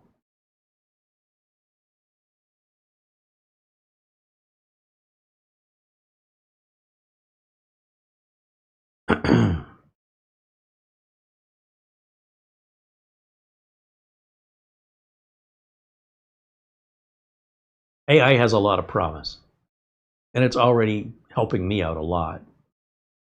First level tech support is pretty much wiped out now. For anybody to not use Gemini, you're getting such a better, more consistent answer for tech support questions right now, today, from Gemini than you would ever get from calling Microsoft or, more or less any company, unless that company happens to have people in America that work for the company answering their phones. In those cases, those people tend to be better educated, easier to understand, and more consistent with their answers. But they're few and far between. Mostly you're getting outsourced to a foreign country with an accent that can be difficult to understand and information that's completely wrong. And you can call that same company for the same support question and talk to somebody else and get a completely different answer. So what I like about using AI for support is even if it's wrong, it's consistently wrong. It doesn't change the answer based on when you asked. And if the answer is wrong and you point it out, it'll look and double check itself and oftentimes corrects itself and apologizes for the mistake.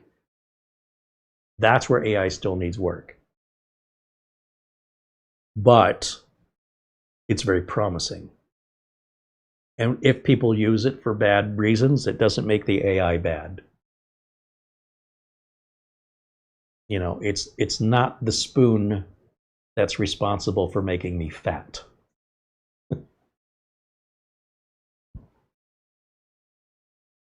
It's the device I use to help keep me alive, or to bring me some joy if it happens to be ice cream or soup, etc. But if I abuse it, that's not the spoon's fault.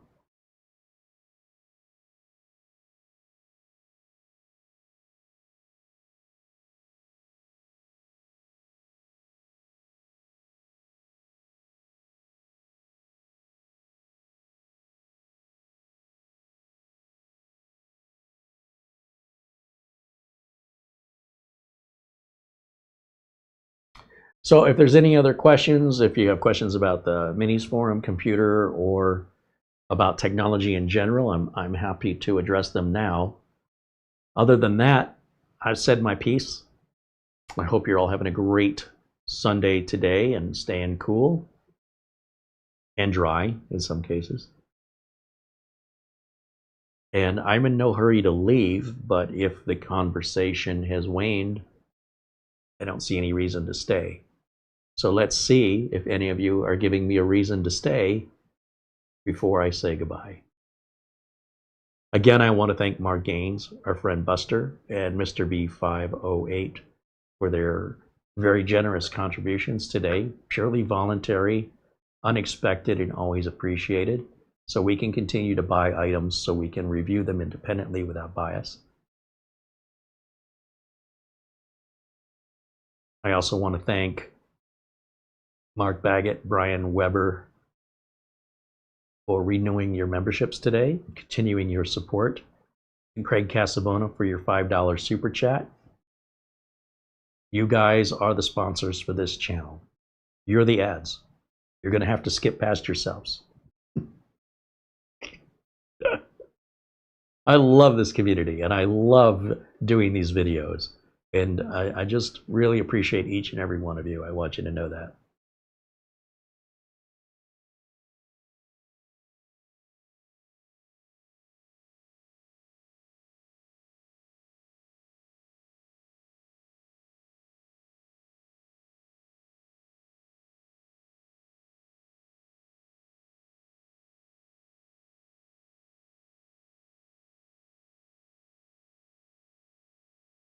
A shout out to Marlena, our channel administrator, for all the tireless work she does behind the scenes. You have no idea. So glad she does it, and she does it well. Just checking the chat to see if I'm missing anything.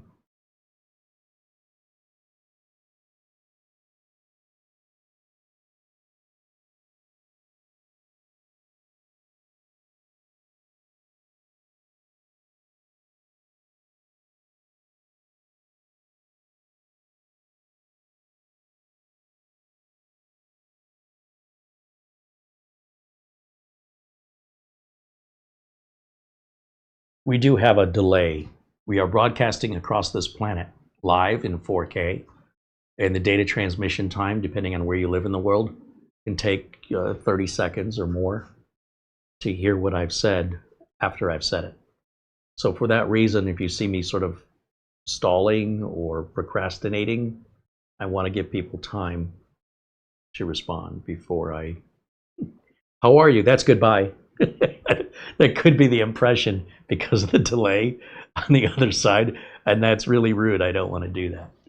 So I'm just going to sit here a minute and just see if there's any other questions or anything else tech on your mind that we can address. Edward Bass said, "We always appreciate both of you." Thank you. Well, thank you. We appreciate you. Of course, it's right back at you, reciprocated 100%. Andy W6AD says, "Thank you, Carey and Marlena, for the Minisforum Arama today." I wish I had more to tell you about it. I mean, we did a lot on the initial part 1 of this review. It was just the lengthy, Cinebench testing and such that, we had to put off, because otherwise we'd have had a 4-hour video or 3-hour video. So I'm just kind of padding this to make up for that. Dennis says, "Thanks to everyone." Thank you, Dennis.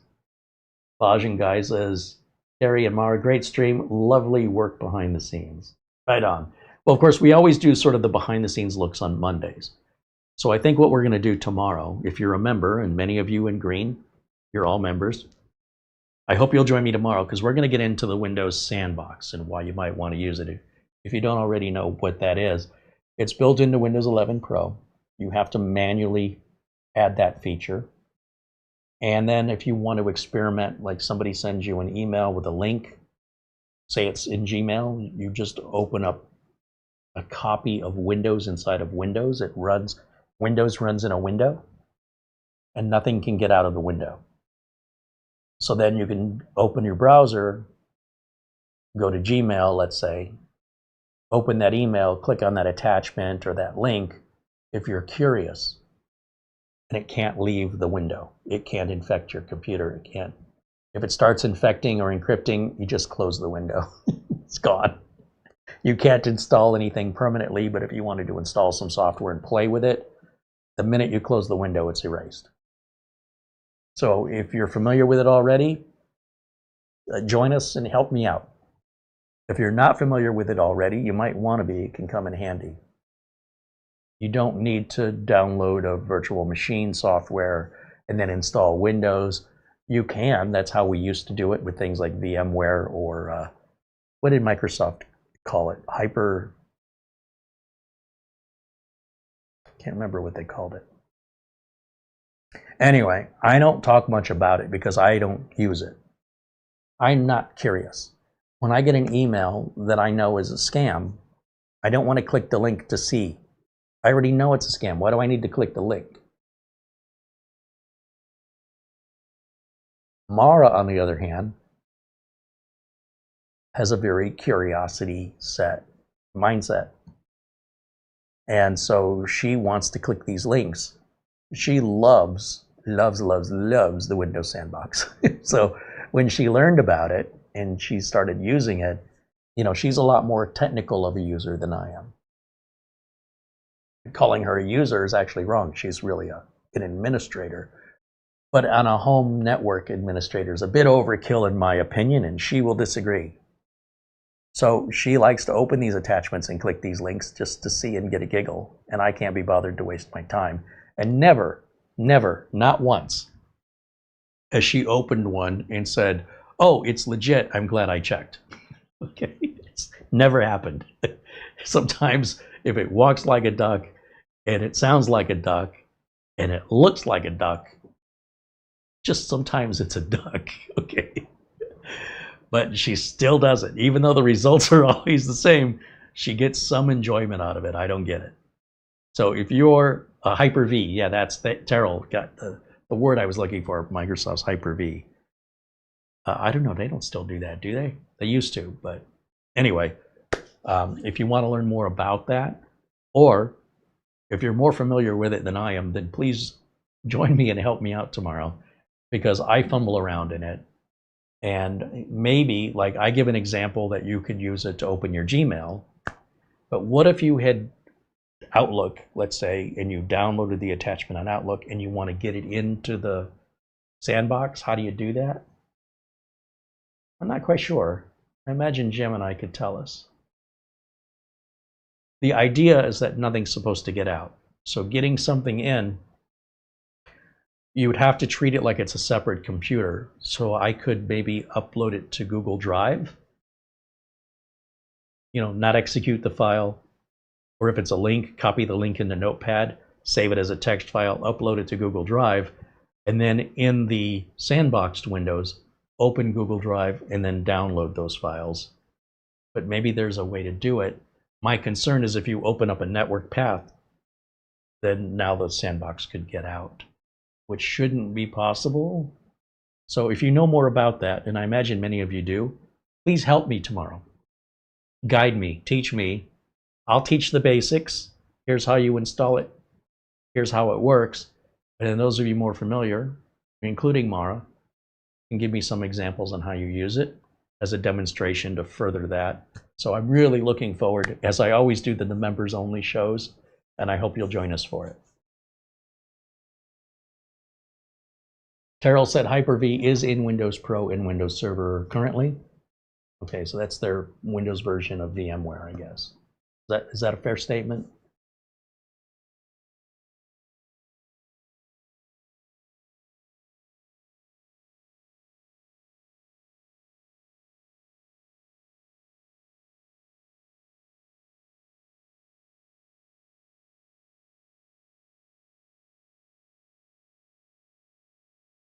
Bajin Guy says that Windows Sandbox sounds very interesting. I'll be here for sure. Awesome. Well, we'll look forward to seeing you tomorrow. Anon HF5GZ says, greetings from Trinidad. I'm in my backyard now. Nice.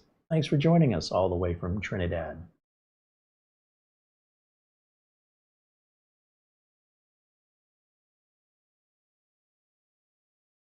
Yes, we just asked Gemini. Ian Bruce says, how would I connect QuickShare to my laptop computer? Well, it's the same as what I just showed you. You do it exactly the way I showed you. Is there something about the way I showed you that doesn't line up?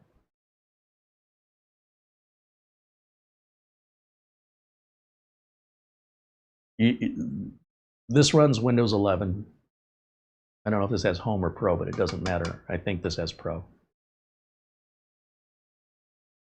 Regardless if it's a desktop, a laptop, or a mini PC, the Windows is the same. So it's the same way I did it. Terrell Cochran says, yes, Hyper-V is a Microsoft Type 1 hypervisor, whatever that means.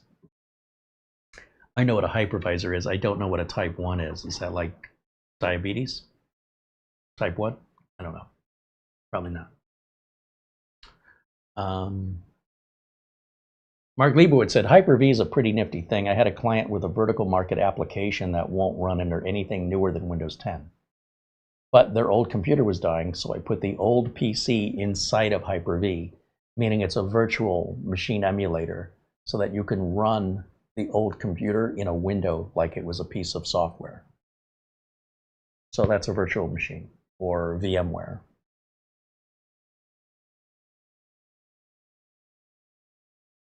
My grip on this is one-handed, okay?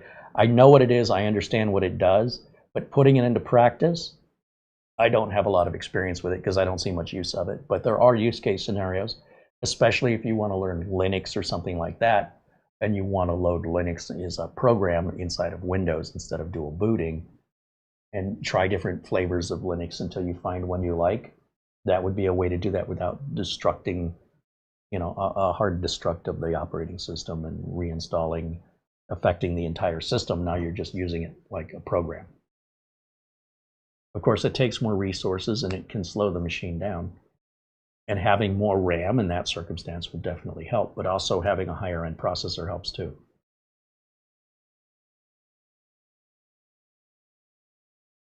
Mark Baggett said, I got myself a new laptop today. It's a Dell with an AMD Ryzen 7 250 processor. 16 gigs of RAM. The old system was starting to slow down. I figured it was time for an upgrade. Enjoy that. Let us know what you think of it.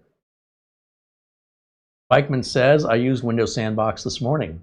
I had to check out a program for my laptop cooler and confirmed, in fact, it silently installed something called Game PP Wonderful Moment.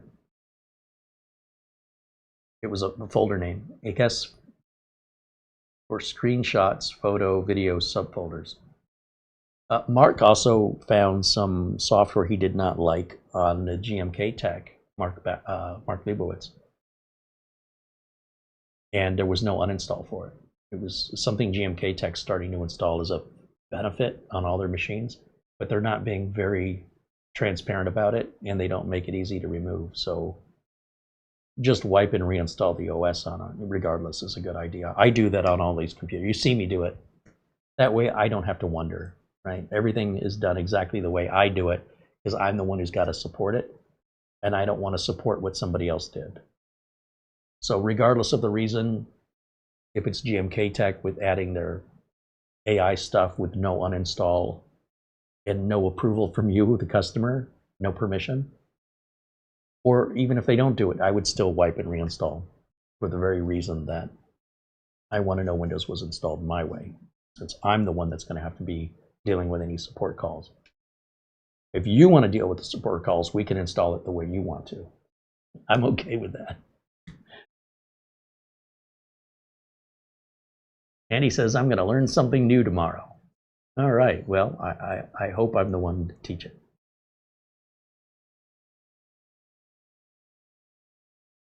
I've downloaded the QuickShare app. It shows how to share from phone to phone, not from phone to computer. Did you go back and watch how I did it? I don't think you were paying attention. If you, the great news on these videos is you can rewind them. You can do so right now. And I want you to go back to the point of this video where I download the QuickShare. Couldn't think of the name. When I opened QuickShare on this, there were tabs I was clicking. I don't think you were paying attention.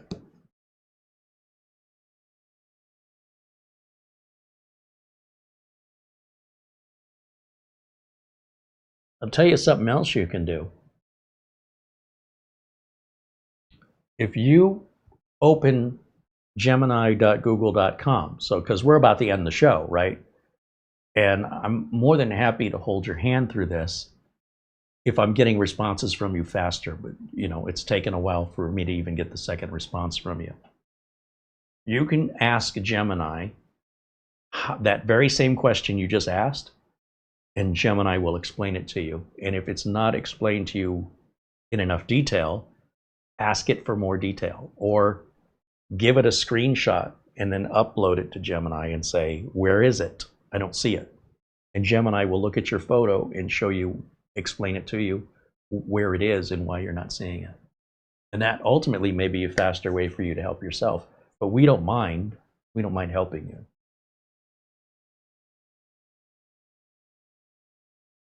Terrell says a Type 1 hypervisor gives access to bare metal. A Type 2 dies everything in software like VirtualBox. Oh, does everything in software. Okay. I'm not quite sure where an example would be that you could give where Type 2 would be wanted or preferred over Type 1 or the other way around. I think that would be more beneficial for my understanding. You know, some real world examples.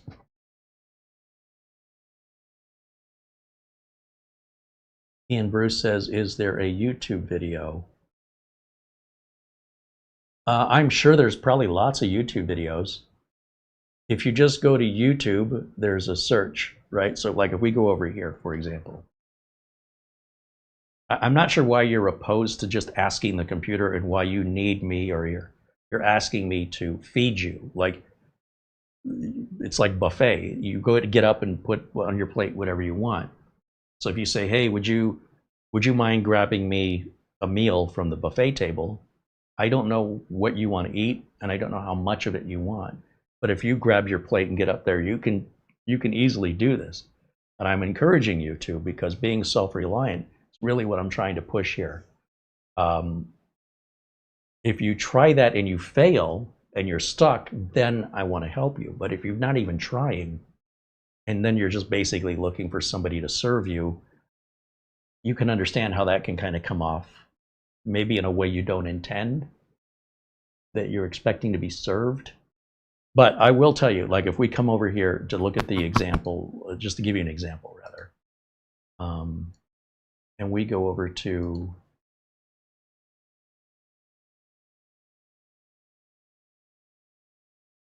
Gemini, first of all, and say, how do I set up quick share to share, I don't know what you want to share, but say photos from my phone, from my phone to my laptop. And boom, I mean, you got your answer. It's that, I mean, it's literally that quick. And then you can read through this at your pace. And then if you wanted to go to YouTube, if you want to go old-fashioned, right, because that's your preference, you could say the same thing. How to quick share phone, laptop. Like I don't even have to spell it right. And you'll see there's tons and tons of content, tons of it. I would be looking at the date, like this says it's 11 months ago. It's not that old, but the data, the program like this one 2 years ago is probably changed. The way it looks and acts is probably different. So pay attention to how old the content is, or you can go up here for filters and just sort by the date. Let's upload, sort it by anything this year.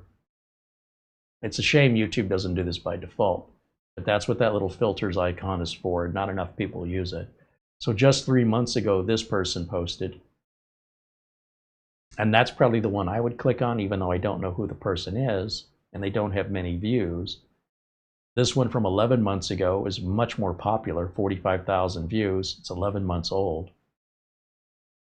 So you can see how easily I found that for you, and how easily you could have found it for yourself with the same amount of effort. What I like to do is I like to give people I like to show people where the shovel is. I don't want to go grab the shovel for you and then hand it to you, only for you to then ask me to dig the ditch for you. Okay, so if you want to know where the shovel is, I'm happy to point out where the shovel is. After that, you know, if you get stuck, let us know what you're stuck on, and certainly be more than happy to help you. In fact, if you do get stuck, you can always reach us via email. And the email address is right here on the screen. We always love hearing from you guys. So if you need help like that, you can just reach out via email, and we can send you links to YouTube videos or whatever it is. And more than happy to do so. showcasecreate@gmail.com. Reach out anytime. These mini computers I'm selling on eBay, if you're interested in going, hey, would you make me a deal if you don't have to pay the eBay fees? If you're in the USA, let's talk. Normally a machine that's brand new like this, we keep it for a while for further testing. But I've got some mini PCs we reviewed 2 years ago that are still sitting over there. And if anything, they're worth more because a lot of them are pretty well equipped with RAM and storage. But nonetheless, if you're familiar with it, you know you want it, it's the very unit you saw in the review, and I don't have to take all the pictures and write up the description and then pay eBay a commission, I'm happy to pass that savings on to you. But we deal with all that privately. That's private conversation. That's not for public. Just reach out to the email and ask. Worst that happens is we don't make a deal, but it doesn't hurt to ask. And yeah, encourage you to, if you have an experience, for better or for worse, you bought this new laptop from Dell, these were some problems or things you liked about it, and you want to tell us about your experience. We don't want to hear about your friends. We don't want to hear about what you read online. We don't want you to share links to things you didn't write. We want to hear from you. So if you can't be bothered to come up with your own content, I'm good on my own finding other people's content. Okay, I don't need that. Carey, did you see this video? I'm not interested. I either already saw it or I don't care. If you made the video and you want to share it with me, I absolutely want to see it. Did you read this article? I don't care. But if you wrote the article and you want me to read it, yes, I want to read that. Can you help me with a problem? Yes. Can you help my friend with a problem? Ask your friend to reach out to us. We don't need you in the middle. My friend won't reach out? Well, that's not my problem. Then the answer is no, I can't help your friend. Right? I just want you to understand I'm more than happy in a reasonable sense to do what I can to help people, but I need to help them directly, not indirectly. Okay? That just makes the job so much faster and so much more efficient than having to navigate interpretations and comprehensions from somebody in the middle.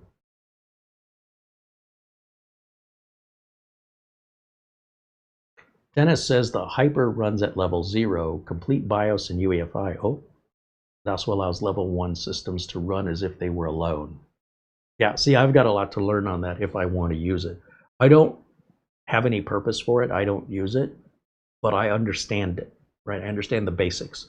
So tomorrow we're going to do that deep dive. And like I said, I hope Dennis and Terrell, well, Terrell's not a member, but I hope the members who know about it will join to help me.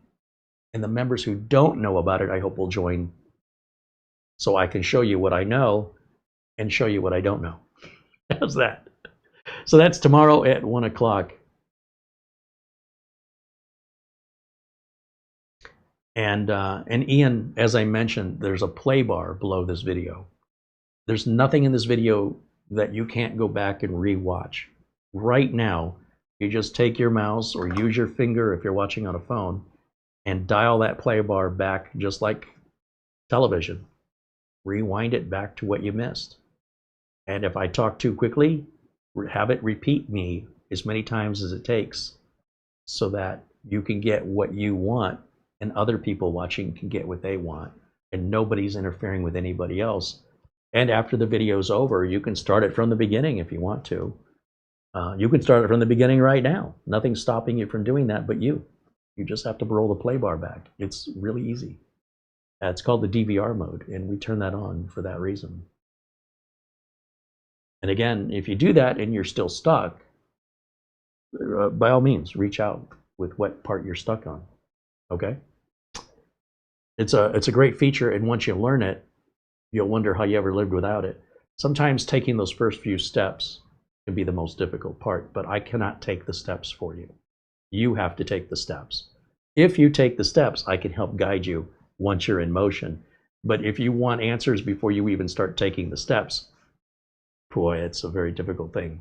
So it'd be easier for both of us if you just rewind the video. All right, and then you'll see success, and that will hopefully encourage you to go on to the next interesting thing or wherever that leads. But it has to start with you putting the effort in. Once you put the effort in, I can help. So I hope to motivate you to put the effort in. Then you put the effort in, you shouldn't need me, but if you do, wherever you're getting stuck, I can help you from that point forward. So it's your turn. You make the next move, and likely you'll see success and get to your destination. But if you don't, you get turned around or you get stuck, reach to me, reach out, we'll get you unstuck. Okay, my friend?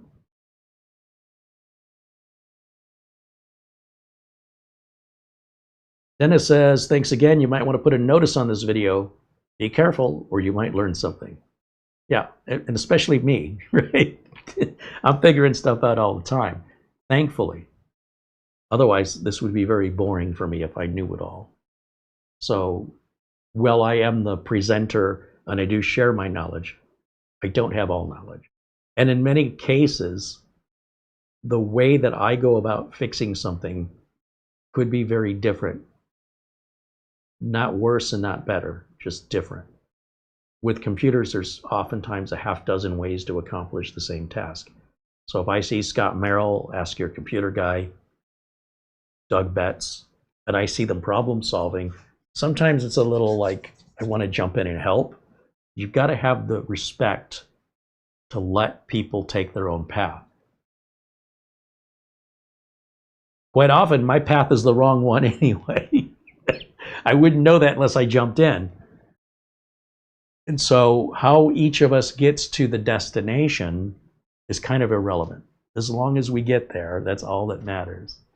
And of course, if we need help, we have our resources to reach out. And the first place I start is Google, Gemini, honestly.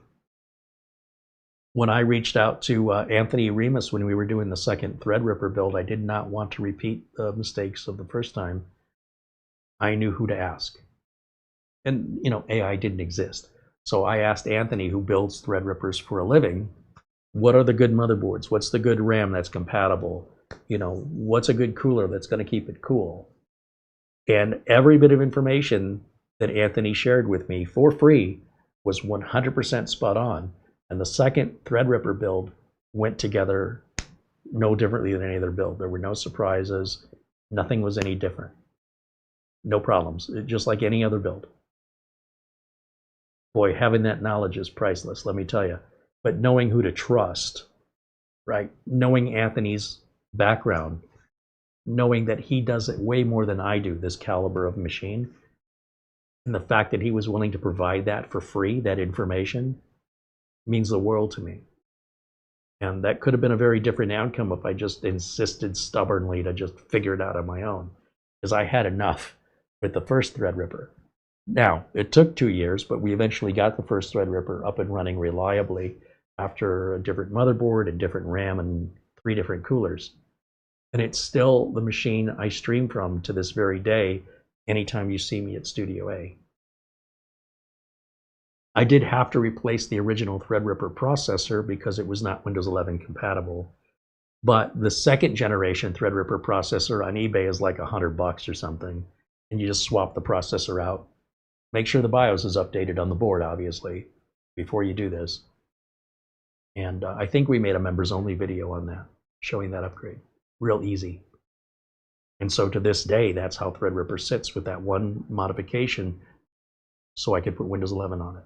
Even though Windows 10 is still supported and it would have run fine. You know me. Come on now. For $100, yeah, I'm going to change it out and give that machine an extended lifespan, because there's nothing wrong with it.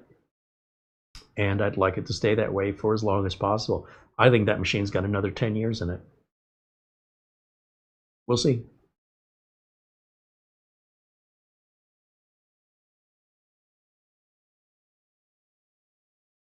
With that, that'll wrap it up for the rest of this video. And I hope you enjoy the rest of your Sunday. And I thank you again. It's just a great time hanging out with you. And I appreciate you guys for being a part of this amazing community that we've got here. I wish I could find other channels like this where the creator was such an interactive part. Doug Betts does that. Mike's Unboxing will do that on Saturdays. Doug Betts does it on Saturday as well. Usually when Doug Betts ends, Mike's Unboxing starts. Usually. Sometimes there's a little overlap. But that's how I start my Saturdays. I don't know about you, but I don't create content. I'm consuming it on Saturdays. And I just wish there was more to consume of what I want to consume. And it's few and far between. If you know of any tech creators that do live builds, live diagnostics, and actively interact with their audience, not just once in a while, but actively talk to their audience, please make me aware of who it is, because Doug Betts, Mike's Unboxing,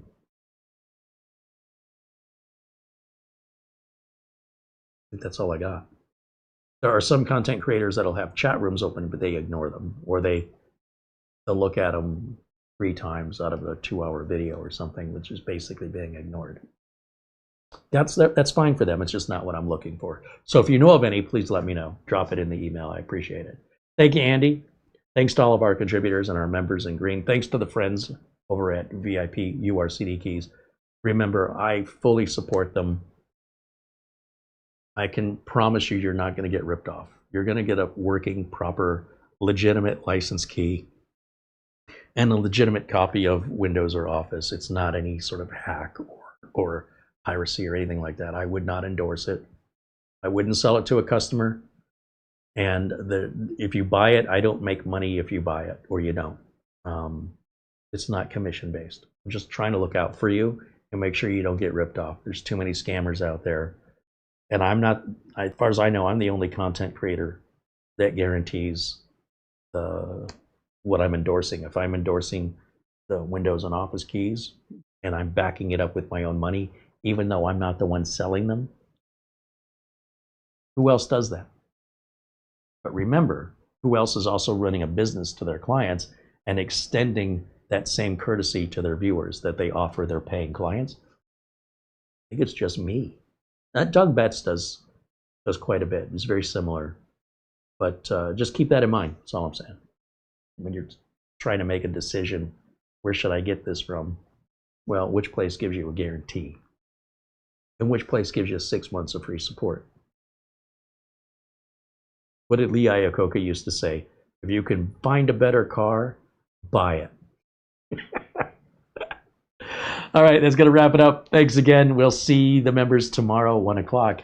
Looking forward to playing with the, what is it called? The sandbox, the Windows 11 sandbox. Until then, bye for now.